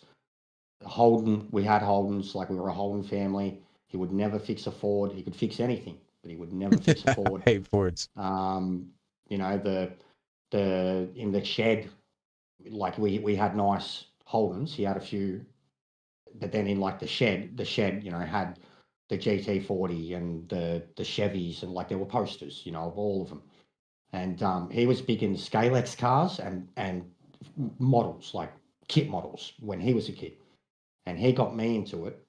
And like the first one I ever built on my own, like a proper kit, was a 1963 C2 Chevrolet. And then the next one I did, and I was like 10 when I did this. The next one was like Judge GTO. Next one was Chevy Z28. Next one, TransAm. So like, and this was like, so I'm like 10. So like Gran Turismo's not out yet. We only have like, you know, muscle cars in Australia that are really Australian muscle cars. And then all you see when you go to your dad's friends' houses and everywhere else is all these pictures of all these American muscle cars. And then what international racing we did get that wasn't F1 was all the European stuff. So like, so this is this has been imprinted into your brain. Basically, man, like I genuinely like Bathurst, right? Like, and I think I say this every time for every Australian. You literally have like a bumper, whether it be a bumper, but you're so used to the in-car view about, like the Australians invented it too, the in-car camera. We invented it for Channel 7. for Bathurst, right? And How do they you have know this. something like that? That's a known thing, man. It was a known thing. It was in the late 70s. It was an incredible because it weighed so Shout out much to the too. chat. Knew that in-car came from But Australia. we invented the in-car camera thing, and they used to mic up the drivers, and during Bathurst, like, and talk, this is the 1,000-kilometer race that went for 7 hours, and they're hustling these cars around at 270 kilometer an hour, and they're talking, and back then they were stick shift, and Peter Brock would be waving to the fans, talking, shifting one-handed. Peter Perfect, they called him. He was our Richard Petty. He was our Dale Earnhardt. Ooh, Before Dale Earnhardt. he was the man. Then he was the man. He was. And I say he was Richard Petty because in the time of his peak, he was the dude that nobody could beat in like the 70s and 80s. And then I say he's our Dale Earnhardt because we lost him. And he went out the only way could have ever, like, it was in a Shelby Cobra Daytona. Man, in a rally stage. Well, and that's another reason why we're behind sim rigs, because this sport is based on real life. This game is based on real life stuff, and I've only kind of just come into this, but I've gone back and watched like rule changes in F1 and just the Halo being introduced, and you were talking about how many people that saved, and just absolute legends and very young people who have an insane skill, like the skills that we admire in sim racing, like the digits and some of the guys who are just so mentally evolved in the race game. It's to look at like the Gran Turismo dream, like Jan, and to be able to take these senses that we're trying to replicate and apply them in real life at real speeds, at real G-force, at real Newton meters, like that's you can't even comprehend until you've done it, or you've been in the car and done it. You can't even sit there and say that you could do any of this in a race car. No, ever. So I've been in it. Do you think how much skill do you think translates though? For me, the mental side has to be insane, or the physical side has to be.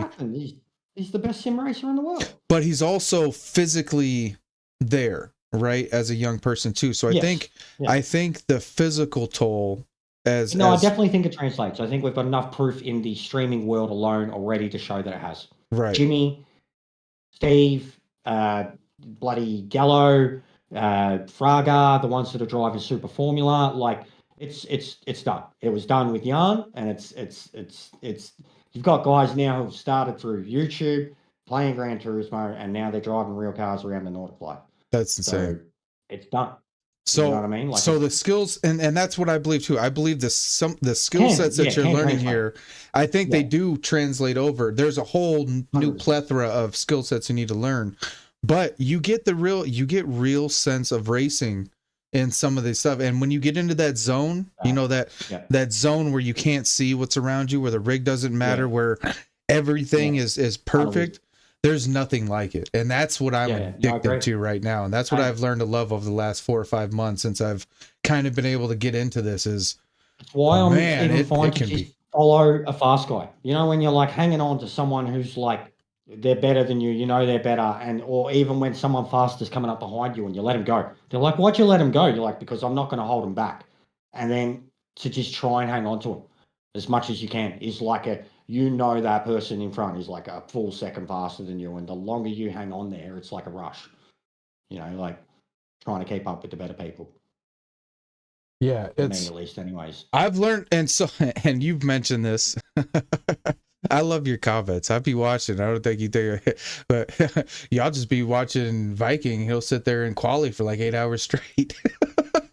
I don't know how you do it. I like it, man. I like the only place I could ever do it is Nord, and even then you couldn't. You could only go a couple of hours because you're physically worn out. I like it, and I know that it like today I was chasing your time in the Merc on race A, and I was just like, it got to the point, it was so frustrating because that car is so different than anything you've driven on GT. And then it Yeah. just, I mean, once you get in the Clear, line, the right incredible, yeah. groove, it's like, It's awesome. It's such good combo. ooh, I can got tell it. you And how then you it's- spend hours just like going in the same freaking circle. But Yeah. that's the crazy Yeah. thing about racing. And in sim racing, you know, we get to experience that a little bit. And the community Well, side. even what we do with TransAm, bro, like that is the ultimate. Right. I wanted to bring up Like- TransAm. Tell us about the TransAm series. TransAm series is a muscle car that we created because Kaz won't let us use those cars. You know, because Kaz won't let us use any car that's not a race car. And then when they do let us use cars that aren't race cars, we're stuck in their car with no livery and no body and no nothing. And that's why we created TransAm, because like especially the classic Gran Turismos had whole sections dedicated to muscle. They had muscle endurance series, like it was, you know, we got all these wicked cars that we all grew up with. We don't have the Australian cars, like why not? And what it Big became, like Papa. it was meant to be fun and, you know, a little bit of this and a little bit of that, but what it's become, like what you were just talking about then, like that's how I can understand it, about driving around for 8 hours. Just like what we're doing in TransAm, we're not trying to get on no wakeboard. We're not trying to And just so people know, like this TransAm series we're talking about, this is something that Jester, you founded this, or a group of you guys founded this? yeah, But this is I a very created it. particular set of cars, a very particular set of skills, and a group of people who take this tuning those cars, and the liveries are beautiful, but the customization aspect and your guys' friendship in that community, just watching you guys, you get intimidated, as in like, I know that I can't just jump into this. This isn't a lobby type thing where you can just kind of jump in. You guys, everybody's more than welcome to, but you're going to struggle uphill. you're going to struggle. I mean, you guys, and you're not racing cars that are designed to race in today's age where they have all the assists and everything. You guys are driving steel cages. Most of us are racing with no TC and no assist too, in the rain, on sports tires. It is no joke. Anybody in the chat who's seen the TransAm series, please check it out, man. Jester's a late night streamer for us American what folks. You were saying about the ability to just drive and chase because you love it. That's what we're doing. When we're setting up a car, that's what we're doing. We're trying to get, like how you were saying with feeling the Merc, not feeling it and then feeling it. We have to set the cars up to get that. And when you get it, it's like, I did this. You know what I mean? Like you work on it and you did it. And we share and feed information to each other. It's for a competitive series against each other. We watch people do a fast lap and we're like, hey, how about that tune? You know, and saying it out like that. So 4 years, right? 4 years. Yeah. When did you, and I've known you for 7 months, and you were really good when I met you. We've had some awesome conversations about how we have fed off each other over the last 7 months, and kind of my come up and your regrowth, re-explosion, this new kind of just whole wave. I think it's been like 5 months now since you really said you were going to set out and kind of make some changes, and you've worked on short form, long form. You've done some really cool tutorial videos and things like that. You started kind of helping out and reaching, and your community has kind of blown up because of it. I know you said that there's a ton of shout outs and a lot of people out there that you want to reach out to. Just on the stat line, you've gone up to 1.37 thousand subscribers.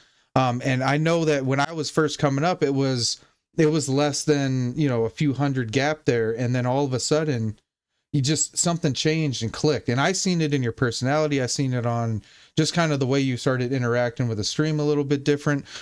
What happened? And, you know, if you want to do those shout outs and kind of take some time to talk about your community and what you're doing, tell us about what this all means to you.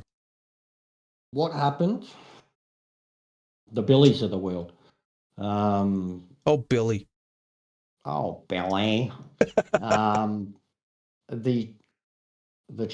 What's happened with all of it? I know it had already been established in so many other communities, but the ones we spoke about before that'll come after you for streaming, for playing the game or whatever, that got to a point where I was either going to stop because I couldn't handle it anymore, or I was going to deal with it. And I didn't want to stop. So I started to deal with it in in terms of it, just at least like getting rid of the negativity. I had to erase some of it from myself too, I had to stop doing things that would invite other people to have those conversations. Or even when, like, I had to know when I was getting baited, which I still struggle. And a lot of people try to bait me, 100%. A lot of people are just there to get a reaction, and a lot of people only show up when there is a reaction. And then they say, oh, you're complaining again, but it's the first time that they've showed their face in 60 hours of streaming throughout the week. So there's those people too. It was just getting past all of it and realizing the only way forward is to keep doing it. And it's just because, like, I got that little growth burst, and then it was like, I got the monetization basically, and they came after me hard. And then I like get a growth spurt, and my brain starts going because of my anxiety. I'm like, well, the numbers are only going to get more, the haters are only going to get more. So I had to learn how to deal with the white noise, which I did in most cases. Even now, when I feel myself get carried away, I have to shut it down. I've seen that. I've seen you actually turn the camera off for a little bit and keep kind of even playing the game, but be like, I'm taking a breather. So shout out, chat off and stop talking, or yeah, dude. And I've been there. I've been there for a couple of we won't call them meltdowns, but because it's not like anything shuts down, but there are people who come in this community and thrive off of creating chaos. And we never name names here. And we never try to, throw salt anywhere. But at the same time, as you come up for a very long time, and they've done it to everybody. And that's one of the reasons I made you a moderator on my channel, is because even with kind of the little feuds and stuff, but you reached out to me Even my own offline. feuds though, bro. I've said, like, I can go into people's chat and know that people don't like me, and I say hello, and they don't say hello, like, in terms of the chat. I don't care. Yeah. I'm not calling it out. I'm not saying, why is nobody saying hello? Like, I'm saying hello to the streamer. And, like, I got past all that sort of shit a long time ago. And there are so many people who outright ignore me. So, like, cool. Can we keep it that way with everyone? Yeah, keep that energy. Keep that energy. Yeah, you don't like, you know what I mean? We just don't have to. We don't, like, and you see there are people that will go into other people's communities and try to draw out reactions about certain, like, it's just everywhere. For sure. And I fell for it so many times, but I was also known for it because ask Russell an opinion. He's going to fucking speak his voice. And that's well, like, I think you're one of those guys. I think there's people who quit this completely because of people like that. And I think there's people who have gone through the learning curve of someone coming into their stream or their Discord or on their social medias, like we were talking about transparency. If you're going to be on YouTube, and you got to have some kind of transparency in your life, because people are going to look you up. People are going to talk about, they find out you got family and stuff. But there's a lot of people who will back down to that and will kind of just let it go. And like you said, you get looked at in certain ways, but I've seen you not only not back down to that stuff, but overcome it, and now kind of have this resilience to you on your channel where, like, it doesn't really affect you anymore. And you kind of have, like, you know that they're trying to hackle you, and it's like, we've learned to move past it. So I want to commend you on that, because I know we've talked about the growth offline and just kind of motivating each other and bouncing ideas off each other and stuff. And I told you, a while back, I want to get you on this show, and every community needs its Jester, man. You are my doppelganger, counter opposite. For me, the opposite side of the coin. I've told you since the beginning, I think you have an amazing mind. You're a very bright person. I think sarcasm is a form of intelligence, and when someone can be kind of witty and rip back at you, and things like that, and just effortlessly kind of talk crap, I respect that, and I have nothing but respect for you. So I appreciate you that you're here. I know Papa keeps saying it, and a lot of people, Sparrow, Briggs, a lot of people in here, man, we know are inside of this little group that we have to deal with this on a constant basis. And we all kind of have each other's back and support each other. I just want to know, I'm against all attacks on mental health. I'm against all attacks against women and children. I'm against all attacks on anybody who can't defend themselves. Families and right? Shit. Like, right. Yeah, it's ridiculous. Be mono. If you want to be a man and you want to I talk don't some have trash. Kids, mate, thank God. Like, if no, go ahead, man. No, I don't even have to, like there's no point. Like, I don't want kids. I'm never having kids. Me and the missus, it's a different life. But But you I don't mean, pick on people in going life. after a person that is appearing however you see to them online, and you're going after them, but then to go onto extensions of their life, that's a Yeah. whole, It's and disgusting. It's disgusting. that's where they're at. So I just like, and these are the people that you've got to be aware And of. I You've got want to cut them my when you community don't to give them a know, and I chance. want everybody to know who's watching. Again, I made Jester a moderator on my channel because he stands up to that stuff, and because like when you walk through the gates of hell, you don't want somebody who has never walked through them gates before. You want a tour guide. You want somebody who gets in and gets out of there and tells you, hey, don't mess around with this person. Don't mess around. You shouldn't be here. You shouldn't be doing that. And if you don't want to listen, don't listen. It's on you. It's like the same thing you told me. It's If you don't want definitely to, better if you found out behind closed doors rather than publicly in the right, chat. and that's the thing too, is I try to make sure we never name names. We never try to publicly criticize anybody or do And things that's what like I'm that. saying. Like, I've But had the enough of that in community, my own chat.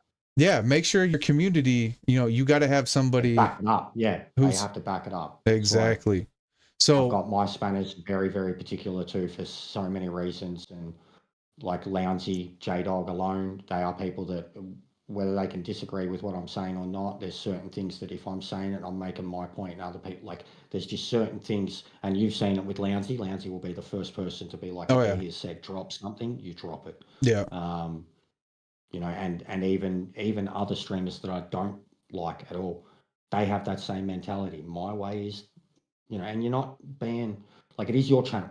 yeah, You're expressing an opinion or whatever. But if you are saying shut a conversation down or shut something down, and people big still TKs, it has to be shut down. It right. has to be shut down, and that's And what you the should mods are there respect for. that when you go on someone's channel. Like, Yes, don't try 1000%. to go, like, you're coming Don't into just my bite back every channel, time. like, Yeah. I'm doing my I've been thing. shut down, I'm bro. I've racing been my shut way. down many times when I've been ranting at Yeah. someone else's stream, and I've been shut down. Like, it is what it is, and then I don't complain at that person later on. That Right. they've shut me down. And at the end of the day, it's you gotta, hopefully people learn to kind of carry that grown manism to you, because out in society, out in the real world, when we're having an argument, I mean, it only gets a certain point, and you don't bring in certain aspects of a man's life when you're having a conversation with them about sensitive stuff. And if you can't, then don't freaking do it. But Jester, you're one of those guys that doesn't back down from a battle, from an argument. You will. It is raw, man, and that's why I want my community members to be exposed to you, because it's the I've never had to experience. put out an apology video or a I'm sorry An video. apology I maybe post? should for one, or I don't know, but I I've see never had apology to, and no posts a one's ever. lot, like, Yeah, they do, but bro. I know, it's good hilarious. clickbait because it makes me go back, like, I wonder what happened. Chuck Spaghetti was known for it, bro. Oh, guys, I will be better next time, I promise. No, I won't. All right, if some cunt rants me, I'm going to mess him up again. I'm sorry.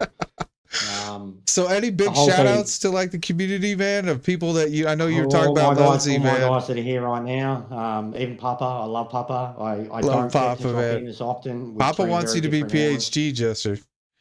He wants you to be But I PhD. do love Papa. I love the way he's gone about seeing his growth from the start. Like, I remember dropping in and he was like a C-rated driver, and I was just like, who is this chill guy? Like, he was chill. And then even him, like, the reason I love him even more is because I've seen him go through the ringer with a lot of the shit. Yeah. Brigsby, I've seen Brigsby go through that. And Shout out Briggs. Briggs. Brigsby's Love in his Brigsby. community. He's doing his own, like, his lobbies. He's literally not doing anything that is anything like what the top splitters do or the big time stream. He's just doing his own thing, and he wants to be left alone doing that. And when people are going in because he's doing his own thing, it's like, this is pathetic. Yeah. It was the same with PHG. It was the same.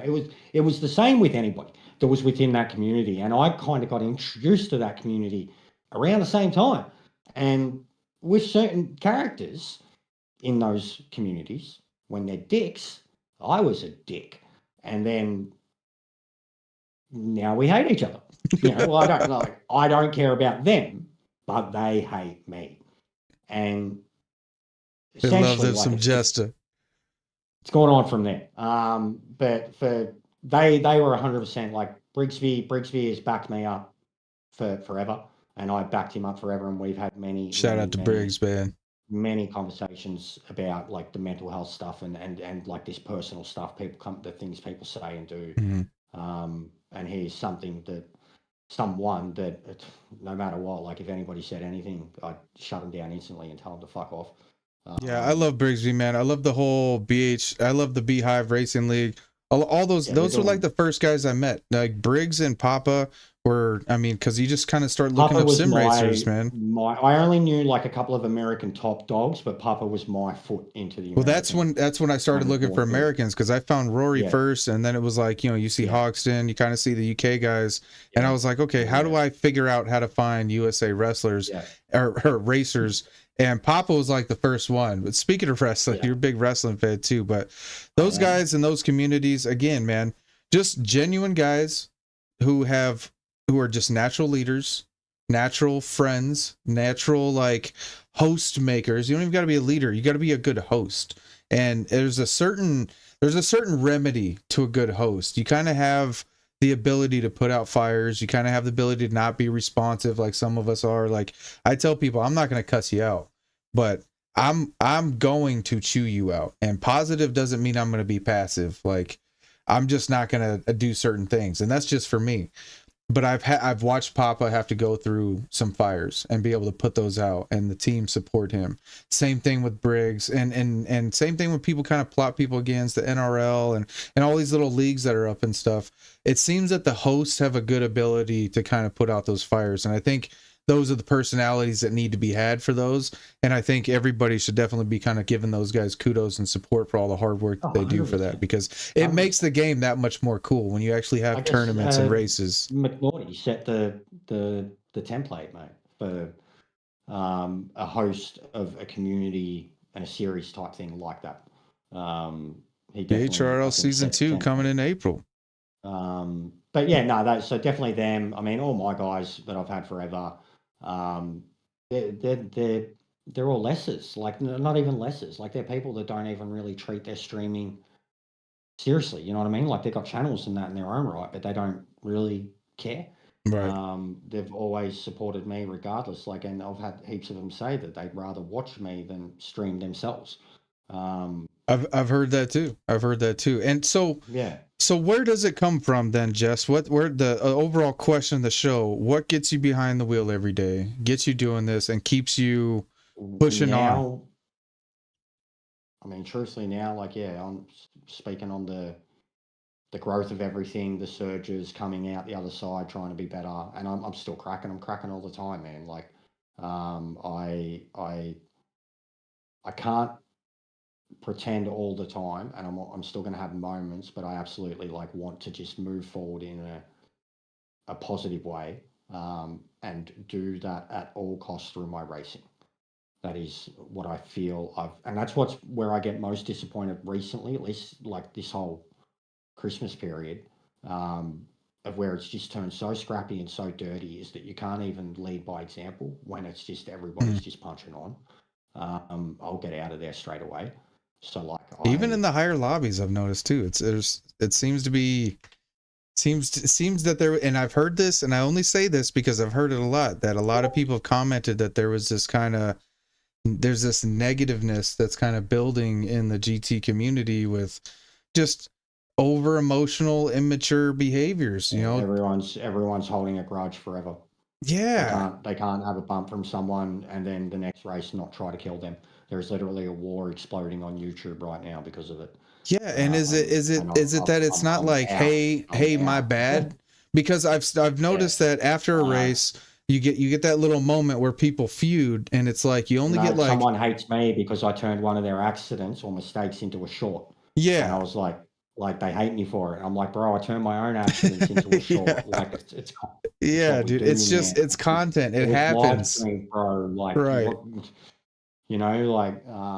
But it's not like it's like there are people that are gonna make it a hard time for you, but you've got to know whether you're going to be quicker than them or not, and what fights to fight.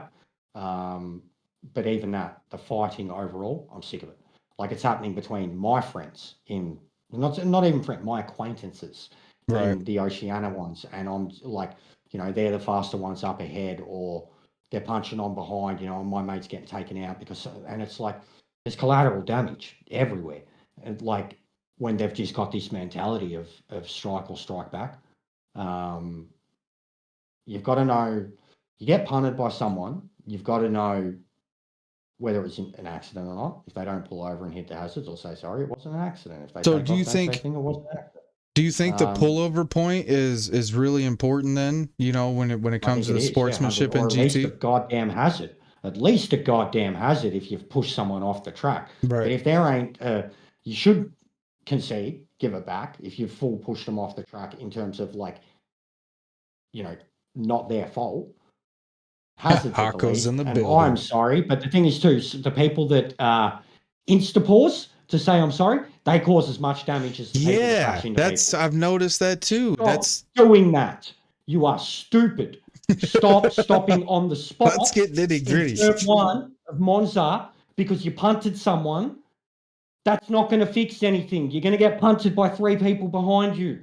Stop doing that because then the people behind are the ones who get penalties because you were following so closely. Yours is minor. You push them further ahead and then you stop and people are coming through at speed. Bang. Stop. And you're not getting It's not ghosted. drive off like a second and get out of the line.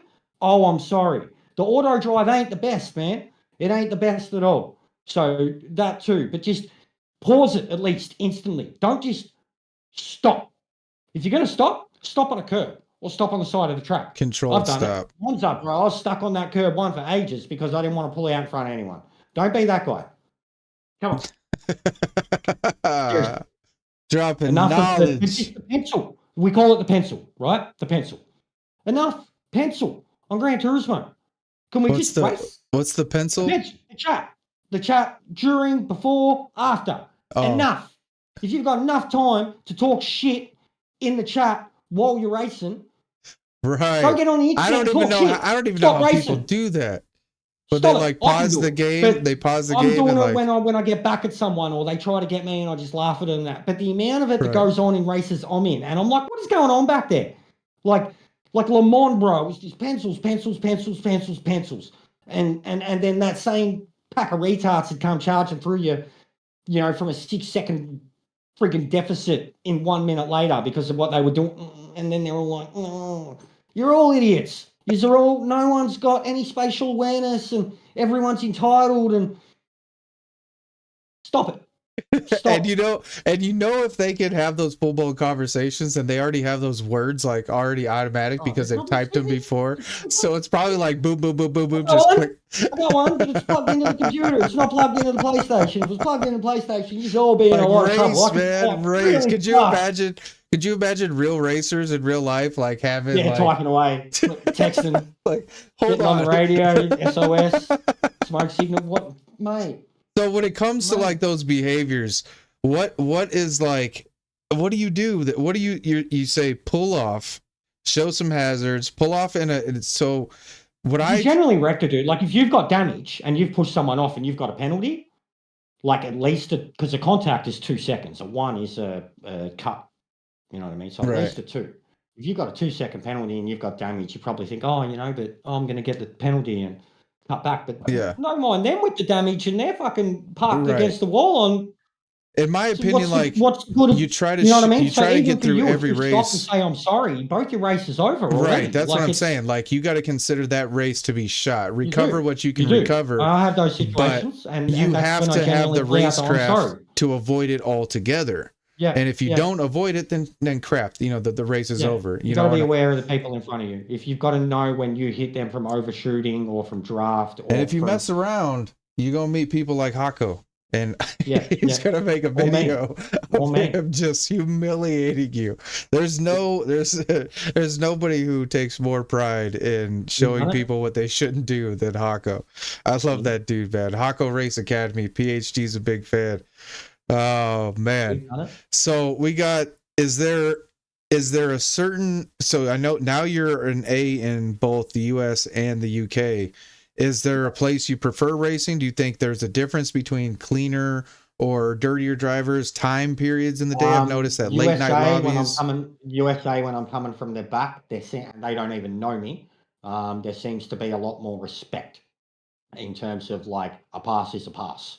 And I've been given way and earned, you know, after the race, like people were like, well done, that was a nice race.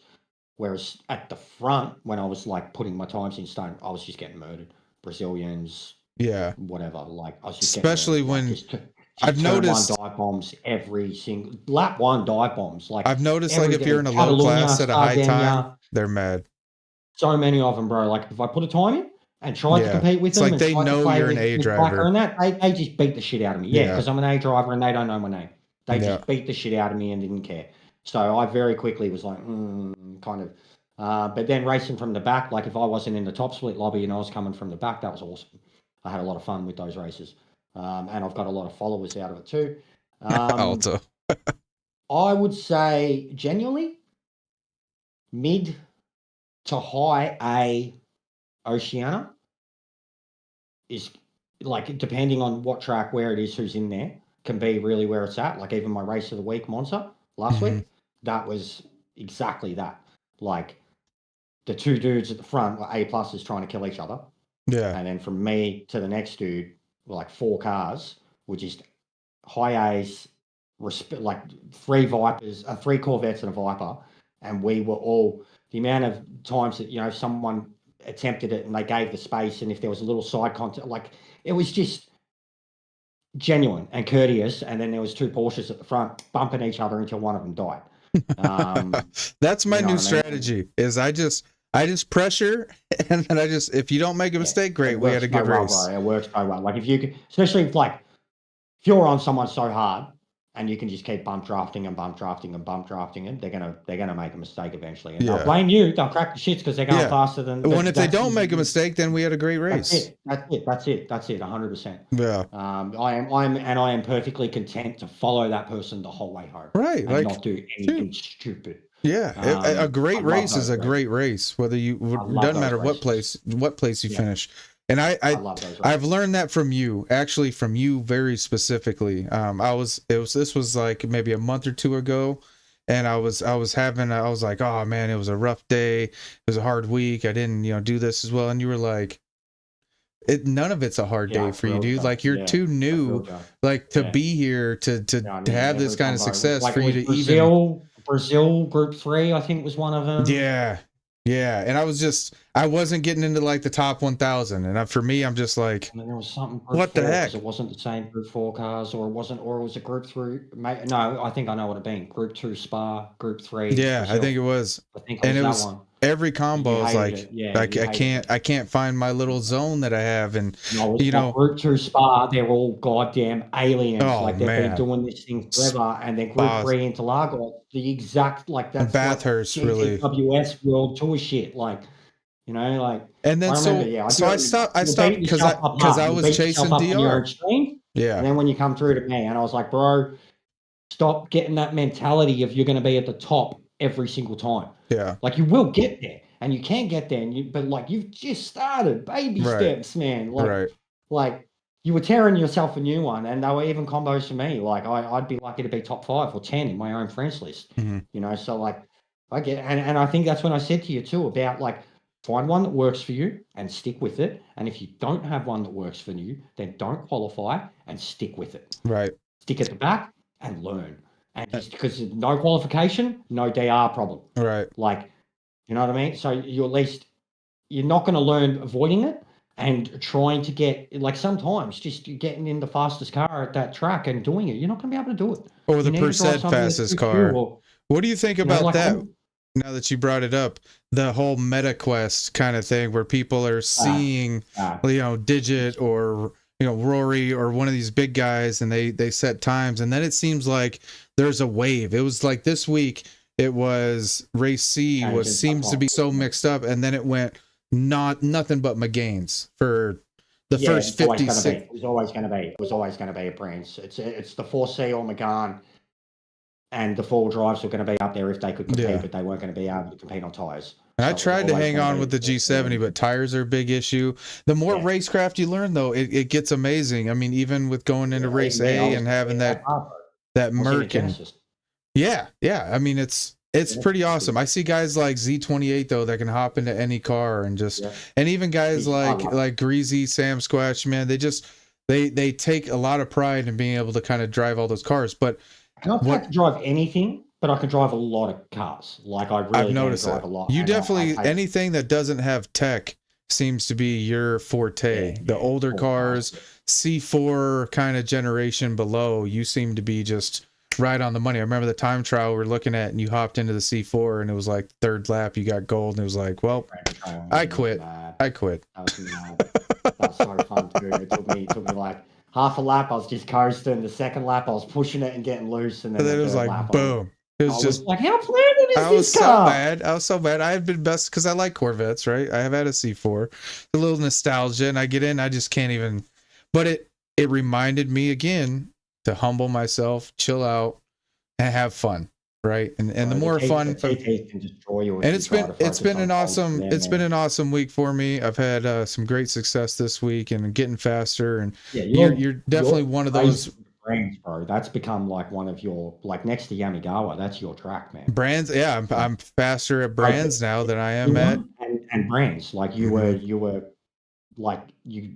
What was it in top in the world in the? Well, now and brands right now, I'm like top 200. And then you're like top 100. Oh, that was the time trial for the brands. Was it Brands Hatch? No, it was Eiger. The small one, you were killing at first. The Eiger Nordwan was when I had my like at 74th in the world. The rally car. Yeah. The rally car, and then they did the like the F1 old car. Oh yeah, I was doing that there, bro. Yeah. I remember, because you got onto that, and I was like, yes, smash it. And you're like, I get it. I understand what you're talking about. Like, yeah, I had to learn. Yeah, and so I was chasing you today. I passed you up today. I don't even know if you knew it in the Merc. No, I haven't touched that since. I'm trying to get. I want to get the 202 on that. Morning time. I did have a Ghost, and then I knocked it off the next. Yeah, and I knew in my head that this is like Jester's car. This is like Jester's. I could get a second out of it if I tried. I could get a second. Oh yeah. My pedals at the moment are not cooperating. Oh yeah, so. You're second on my friends list under Susie, who is just lightning. I'm third on mine. Crazy fast. And is Hole still number one in the world? I'm not sure, but now you're fourth. Yeah, no, cool. Good work, bro. Good work. But I like to chase you. I like to chase Frunty, Iris, Grove, Z. A lot of guys that have my same equipment. A lot of guys that I just banter, and I've tried to be like a genuine kind of. I came into YouTube saying I have no reason to be here but to be positive, and then it turned into friendships, and now it's like a management of. I want to make sure that everybody kind of gets the same attention. So I just spend time on streams whenever they pop up. I try not, and when I'm cleaning or driving somewhere. So I hope that behind the wheel is kind of one of those. Like the amount of streaming I'm doing, it is very, very hard for me to now. It's hard. It's hard. So I hope that like behind the wheel gives a chance for people to kind of catch up and hopefully, everybody in chat feels like, we're able to give them some attention. Lots of shout outs happened tonight. We ran for over 2 hours. I think this is now officially the longest behind the wheel. I guarantee that nobody in here knew you in this kind of depth. I didn't know you in this kind of depth. Just to hear all the amazing stuff from being a youth advocate, going into your young homeless days, the rough upbringing, shout outs to your dad again for the hard working, shout outs to your non for raising you. Even my mum, bro. Like my mum, we didn't go into it, but it's mental health, it's bipolar, right? Like, and you grow up with anybody around mental health issues, you end up with them yourself. Even 100%. With me, it took a little while to figure out and discover. But she was ill. Like I don't hate my mum. I wish that we could have had something, but like it's got to the point. Like I've tried to reconnect so many times in life, and she's still the same ill. And it's a constant like kind of victim mentality type thing. And I've gone through. I mean, I got taken from my mom at 10, man. And my mom's in my life now, and I'm so proud of her and the things that she's doing. Shout out, Mom. Well, that's good. Like I mean, she's settled too. Like I wish I could be a part of her life, but it's like the stepdad situation and more. But I don't hate her. I do like as I got older, I wanted to be able to cherish what was left of my parents. Gotcha. And I can't get that with Mum. I know. And we're at that age, man, where you're 38. We're at that age, man, where life starts taking things away and doesn't really give us stuff. So only I've got two sisters.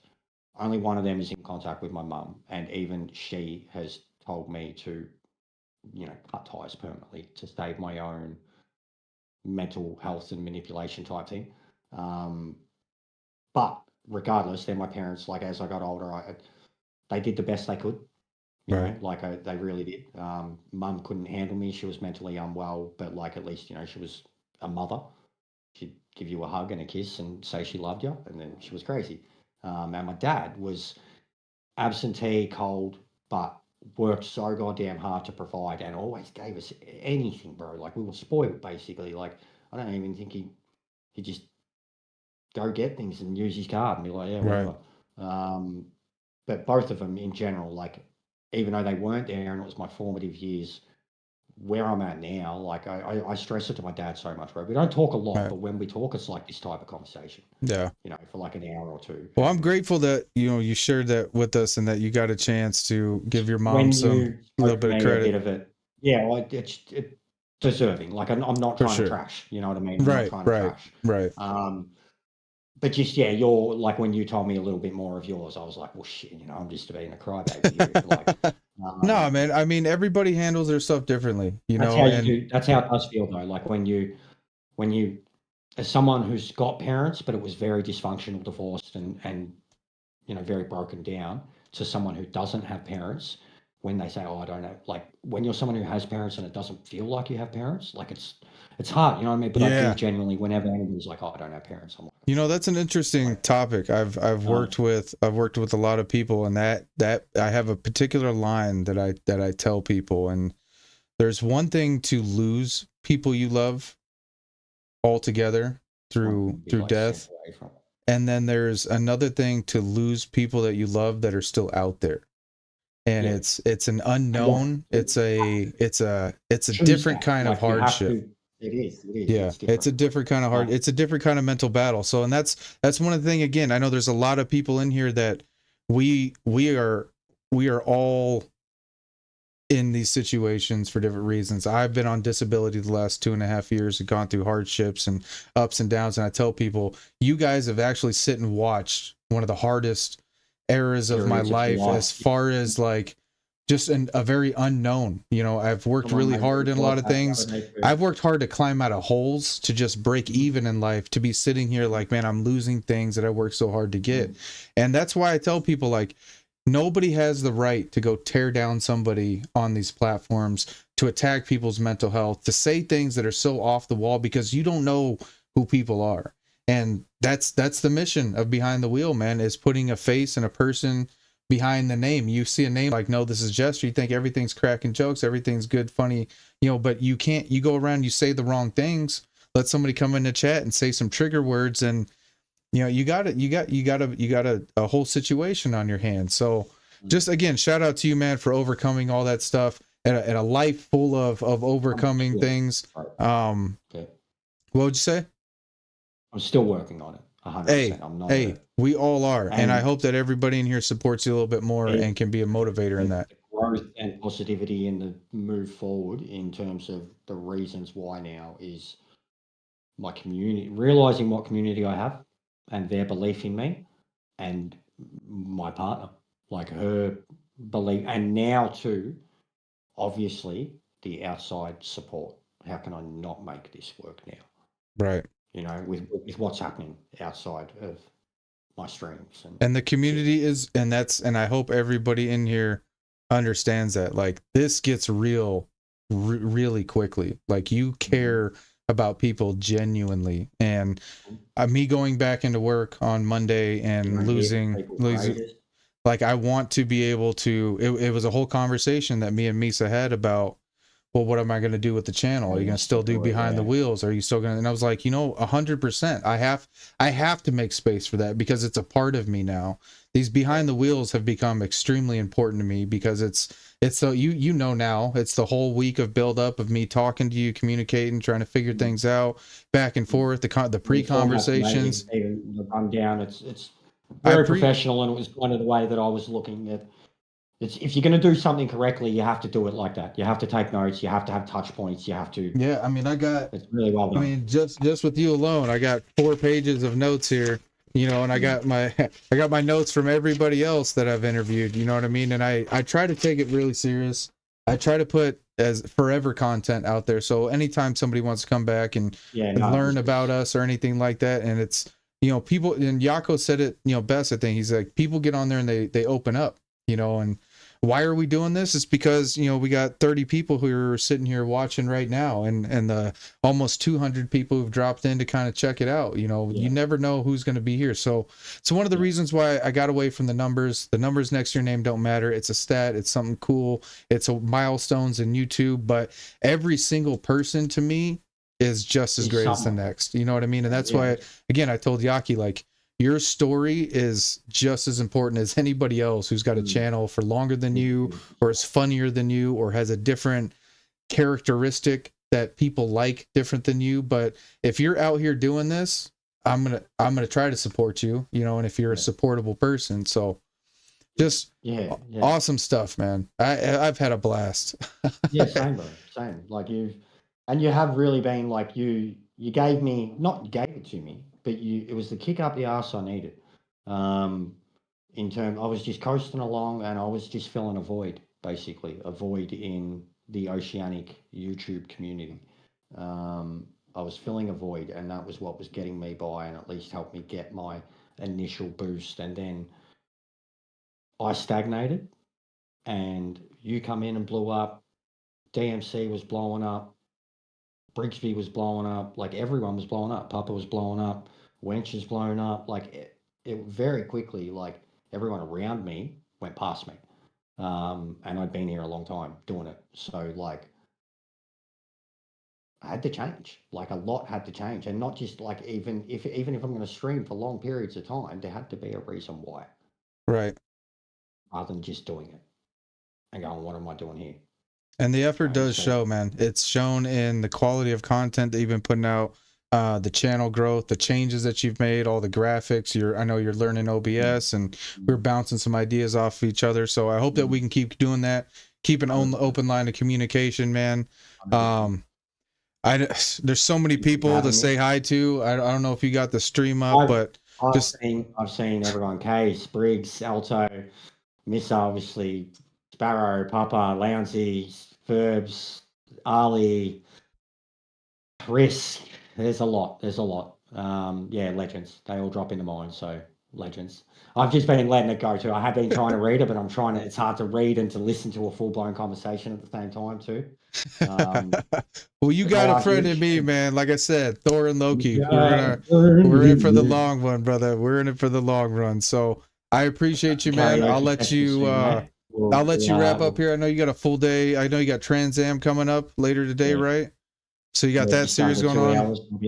I better get to Misa if it gets too late. She's gonna get mad at me. Be very wet. We're doing a 24-hour simulation over 2 hours at Spa. 24. You guys are doing 24. Is that like a paired drive or partner drive? No. So it's a 2 hour race. Oh, but it's a 24-hour simulation. Oh, gotcha. So day night cycle, day cycle. Oh wow. 2 hours, rain, lots of rain.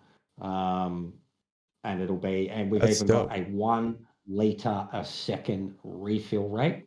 A full tank is 100 seconds alone in the pits, and it's got like a 40 or 50 second driving, and then you've got that drive out because it's Spa 24 where you have to go up the hill. Holy. But it gives us all a chance. See, it always gets more intricate, man. That's crazy. We're pumping the settings hard now, bro. Like we've already decided, like, wet weather, basically, we pumped the settings, but wet weather made this season so that everybody got off the shit tires as soon as they could and then got on the softs, and the softs would last because of the wet. So from next season onwards, we won't have as many wet races. It was just a theme this year, but I'm going to go to like 15 tires, 5 fuel, and it's going to be hard, medium. Like, softs will be there, but they'll be a qualifying tire. Alto wants to know what cars you guys are driving. TransAms, bro. 62 to 78, American only. Gotcha. No convertibles, no Cobra, no GT40. They're the only two that can't get in it. And if you want to be a part of that, how do you get it? How do you become a part of that? You just come along to we do practice lobbies. You'd have to reach out and say you want to be a part of it. But we do practice lobbies, which is where you can learn you know, the setup. But like I said, we're very open with the setups too. We have a group, like I don't have a Discord or anything, but we have a PSN group. There's about 30 of us in there. That's where we share our tunes, where we share the lobbies are happening. But it would just be show up in the practice, start to set a car up, or get someone to set a car up for you. Start driving, learn how hard it is, get addicted, come back, and then Nice. that's it. You're in. Anybody that like joins the lobby, and then because we get it a lot, people will join the lobby and they're like, "Whoa, these settings are crazy," and then they're trying to get a car and they're like, "I can't get a car in." BRB, and then they come back like 10 minutes later, you know you've got them instantly. Yeah. You've got them. They're hooked. Like because in most cases they've got to go like like I said, we've got heavy cars and shit. They've got Yeah. to go get a new body, get a new engine, like. And when they come back and they're trying to set their car They up, and love then the they're driving car. around all courteous and slowing down for blue flag, like they get it, man. Like they Yeah. they understand it straight away as soon as they show up. But the group we have now too, like it's too competitive now, bro. There's like 6 dudes on any given day that can win these races, and it's getting. I mean, I mean, it's a we've good nearly watch. nearly hosted 25 races. I've won 2. Oh, So yeah, damn. says how. Well, y'all definitely check out the TransAm series over at Jesters Group. There's a lot of guys in here. If you guys are interested in that, I'm sure reach out. Some of you guys maybe say hi. Daily say bum. I like a little bit of strategy, and when it doesn't have strategy, it's gay. Yeah. Playing Marvel at the moment. If anyone's into Marvel Rivals, get on it. I saw you on Marvel Rivals on FIFA. You still doing ACC? I just haven't had a reason to. Even the one guy that I was playing with hasn't played it in like 6 weeks. And that Nord race, I was training for that Nord race, and it got cancelled. It was going to be like around New Year's or whatever, but it got cancelled. And are you on console or PC on the ACC? Console. Gotcha. I was on Sim Grid, so I had a really, really good. I still have a really good rating on Sim Grid. Nice. Like 3.5K, something like that on Sim Grid. And we won't get into how much of a next level the ACC is, but it is another level. No, I mean, there's no point. Gran Turismo audience understands. It's been out long enough now. Watch out for Evo when that comes out. That's going to be fun. There's going to be a lot of Evo's going to break the internet for a couple weeks. If it's what they're promising, because like a lot of games come out recently, they're not what they're promising. Right. So, but I do play a lot of games, guys. I've got a lot of albums. I'm an open book. Hell yeah, man. You want to have a deep talk? Come have a deep talk. Want to have a laugh? Want to make some jokes? We got jokes. Want to talk to a sexy robot? We got that too. So whatever you want, man. But I'm not as bad as I'm made out to be, or some people think I am. I ran a lot, but it's generally spur of the moment. If I think I've gone too far, I'll say it. A lot of stuff is said in jest, but I've also stopped saying mean stuff in jest. If I get on a roll and I'm spitting fire, you're probably going to laugh at least something I say once and go, 100%, man. Like, it ain't no way. So you take me as I am, love me or leave me. I'm trying to I'm trying to be less. I'm trying to be more positive in other people's streams, or just the hello, whatever. Show that you're there. But if I'm not going to get into fights with other people in streams. If I'm an admin, I'm only going to shut someone down if the admin has said it, or you see a comment that shouldn't be coming up. I mean, even the Lee Gunner thing, like he's got 112 or 113,000 or whatever, and from day one, admin, boom. And then the stuff I've had to deal with in there. Yeah, I've seen some of your streams get blown up by Lee Gunner, and then I've seen you pass the baton to Yakari and a couple other guys, man. And it's so cool. Guys, so cool. Mate, it's a way for cheap subs, I'm telling you. You want a boost? Hit me up, get a sub, man, because they're going to keep happening, and I'm going to do everything that I can. That's awesome, man. To move that ball forward. Like, I can't wait to give you one that's at least near 100 mark. That'd be cool. That'd be cool. I got rated once by Sparks, and it was like my highest streams only had like 50-something people in it. But if you see me on and I've got on what you think's like relatively early for me, hit me up and stretch yourself an hour or two, and it gets pretty wild, man. Well, shoot, like you look at Yaki, you look at Blanco. That was cool. Ruthless. I've done it to a few now. DMC, Meta, but seeing, I will say that Yaki's the first one. Yeah, that was cool. I've done it to a few, but that first one, Loadsy wants subs. Felt it in my heart, and then the latest one, like that was a plan. Like I felt like Lee then. We sat here in the stream. We said, this is going to happen. This is how many of you are here now. This is how many he needs. Go forth, my minions, and do it. I told him. I was like, none of this. I don't care about Jester Raid. I was like, go support him. Hit the sub. Get him to 500. Let's do it right now. Yeah. And they did. And then it happened for Ruthless too. Like, by extension. You know, like it was between my raid, 2 channels got like 70 subs. Like, boom. Well, and that's, anyways, I tried to, that's, for me. I tried to help Yaki too, with the last behind the wheel. And I'm so proud of Yaki for breaking that 500.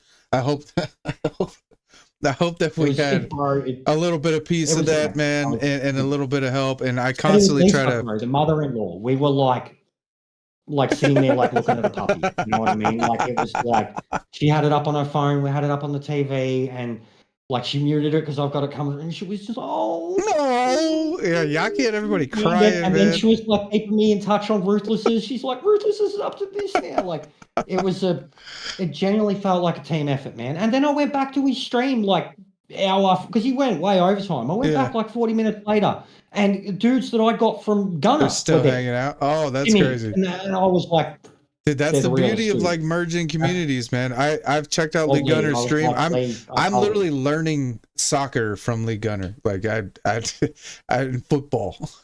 yeah, I know. I mean, I don't even know. Like, the community aspect of what they do. What you're doing here is amazing. There's no other sim racer out there that's doing it. All right, they only do pieces on themselves, and they only want to do pieces on bigger channels. Yeah. Okay? So what you are doing right here is true blue. I appreciate it, man. You are helping every single other person, be it smaller numbers or larger numbers. You're working with the lesser people, regardless. Not lesser people at all. Lee's community, but no superstars, right? Yeah. Lee's in amongst superstars. Oh yeah, for sure. They're in the hundreds of thousands, and he's with dudes that are up to the millions. Yeah, that's crazy. And they're playing it for like 1.6. He had like 1,600 people watching today. I've seen over 5K at one point. So yeah, it's like a news station. They have, and then the dudes that are hooking him up are in the millions. So Yikes. They're rolling the ball forward into a community that's not like they've literally kicked the ball over the fence, you know. And a bunch of sim racers have picked it up and they're like, "What's this?" And thank you guys. It's naturally happening now because of it. So just everyone is going to benefit from this. Well, I mean, this is in my mind, like, so I don't feel comfortable. I don't feel comfortable like reaching out. I'm doing it. Yeah, I don't feel comfortable reaching out to like somebody I've never like, interacted with. You know, just being like, hey, I'd like to get you on the show for the views. You know what I mean? Because to me, it's not like that. I think some people had, bigger. I think Greasy might have been the biggest one, but I want to talk to people who I've like learned from and who I watch, and that pool's going to genuinely get bigger. But if I go sitting like, I'm not a fanboy, man. I'm a fan of this community. I'm a fan of sim racing, and all of us are a part of it. And I'm too much of a grown man to like look at the number next to your name and be like, oh my gosh, you're amazing. Like, I don't know you. I don't know if you're amazing. Oh yeah, dude. Let me get you on behind the wheel and let me chat with you a little bit and see if I like you. Like, the only one I generally react to is Sparks. He's the only one. Dude, Sparks. But Sparks feeds on that. Like I explode when he says something. The fact that he even shows up there, I'm like, oh my God. Some people in here know that Sparks will be flying on behind the wheel very soon. Can't wait. That'll be mad. It'll be a tripper episode. Imagine what he's going to teach you on OBS, bro. Dude, I'm so excited. Honestly, like that's why I'm a fanboy of Sparks. I'm like, teach me your ways. No, but I'm excited. We got another episode planned. That thumbnail is going to come out really soon because I'm gonna be working this week, so I'm probably going to try to get that thumb out tomorrow. Misa again over here just killing it, man. She is just a big fan of her Viking. But yeah, we got another amazing racer. I Honestly, I'm just interested in meeting people, man, and telling stories. So thank you for being on here today, dude. It was an amazing show. 2.5 hours of just Yeah, I know. It's just a chat. awesomeness. I knew it was going to be a rant. So Yeah, I'll give you just a your chat. moment to take throne for a second and tell everybody bye. And just thanks for being here, dude. Well, yeah, I appreciate it. I was genuinely nervous. Didn't know how your crowd would take to me, would they care to take to me, etc. Because we are two different cats. But at the end of the day, we've got the same goals in terms of what we want to do on the track, and at least in terms of YouTube. And I really did learn from you, like your work rate, and the way you were able to just jump into it. Positivity side, I was like, I could learn from you, but I was like, there's going to come a time, the breaking point in that. But I am so glad that you're still there, you're still doing it. Heaps of respect just for being real. Anybody Appreciate it. really that's going to be real. Like you've let me come on and just have a chat. And we're not trying to knock anything or rant about anything or anything. It's just a chat. And I do generally do that. I can get carried away, but I'm not a harmful person. I'm a pretty good racer. If you listen to me sometimes when I'm doing this stuff, it really does make sense.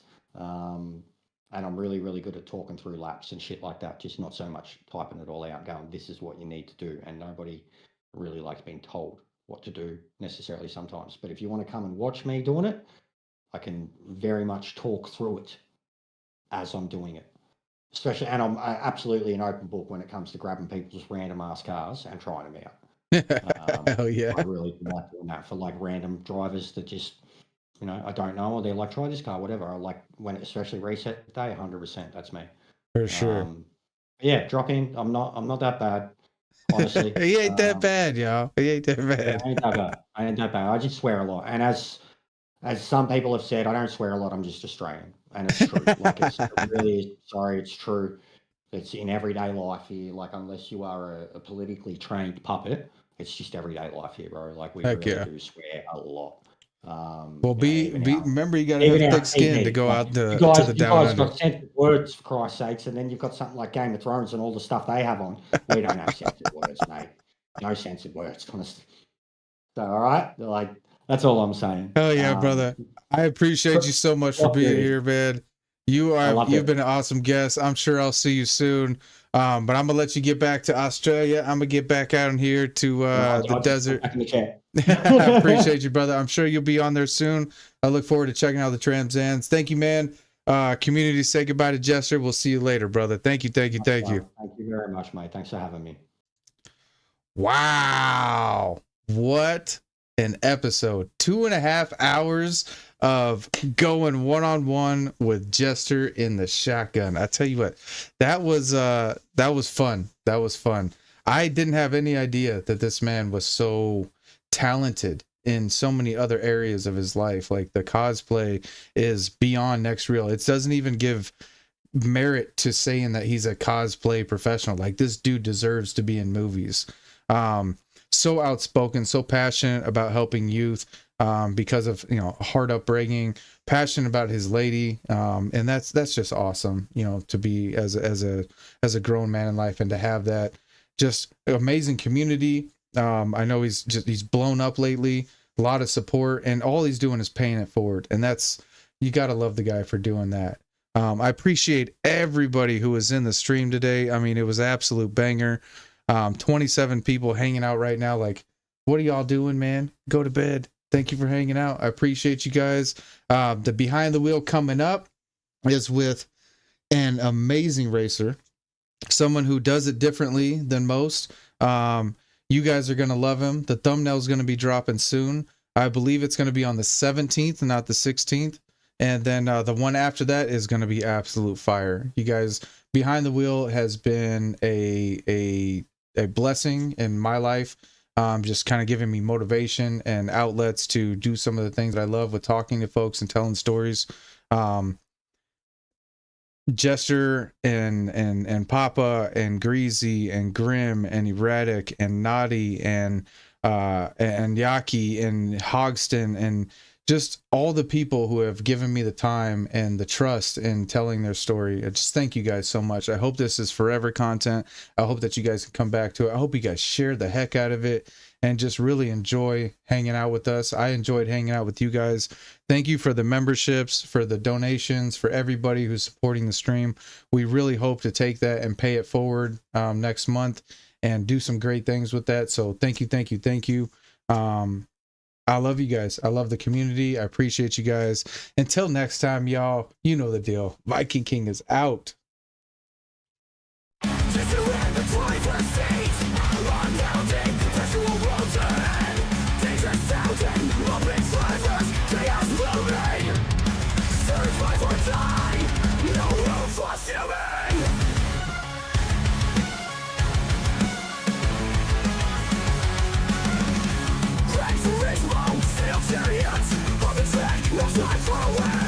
Racing lines, precision waking, no forgiveness every time second. Gran Turismo chariots, on the track, no time for riots. Racing lines, precision waking, no forgiveness every time second. Carnage race, Jesters flare, it falls everywhere.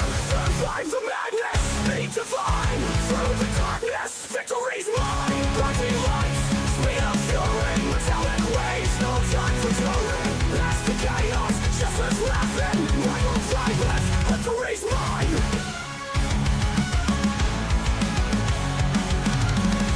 Blinding lights, speed of fury, metallic waves, no time for touring. Past the chaos, Jesters laughing, rival drivers, all unraveling.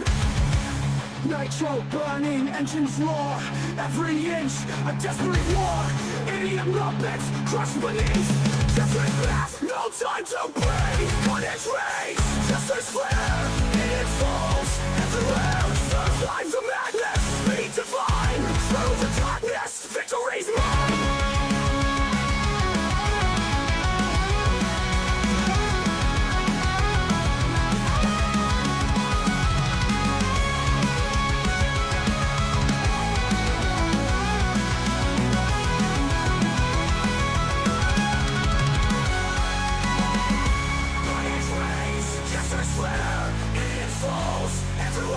Survive the madness, be divine. Through the darkness, victory's mine.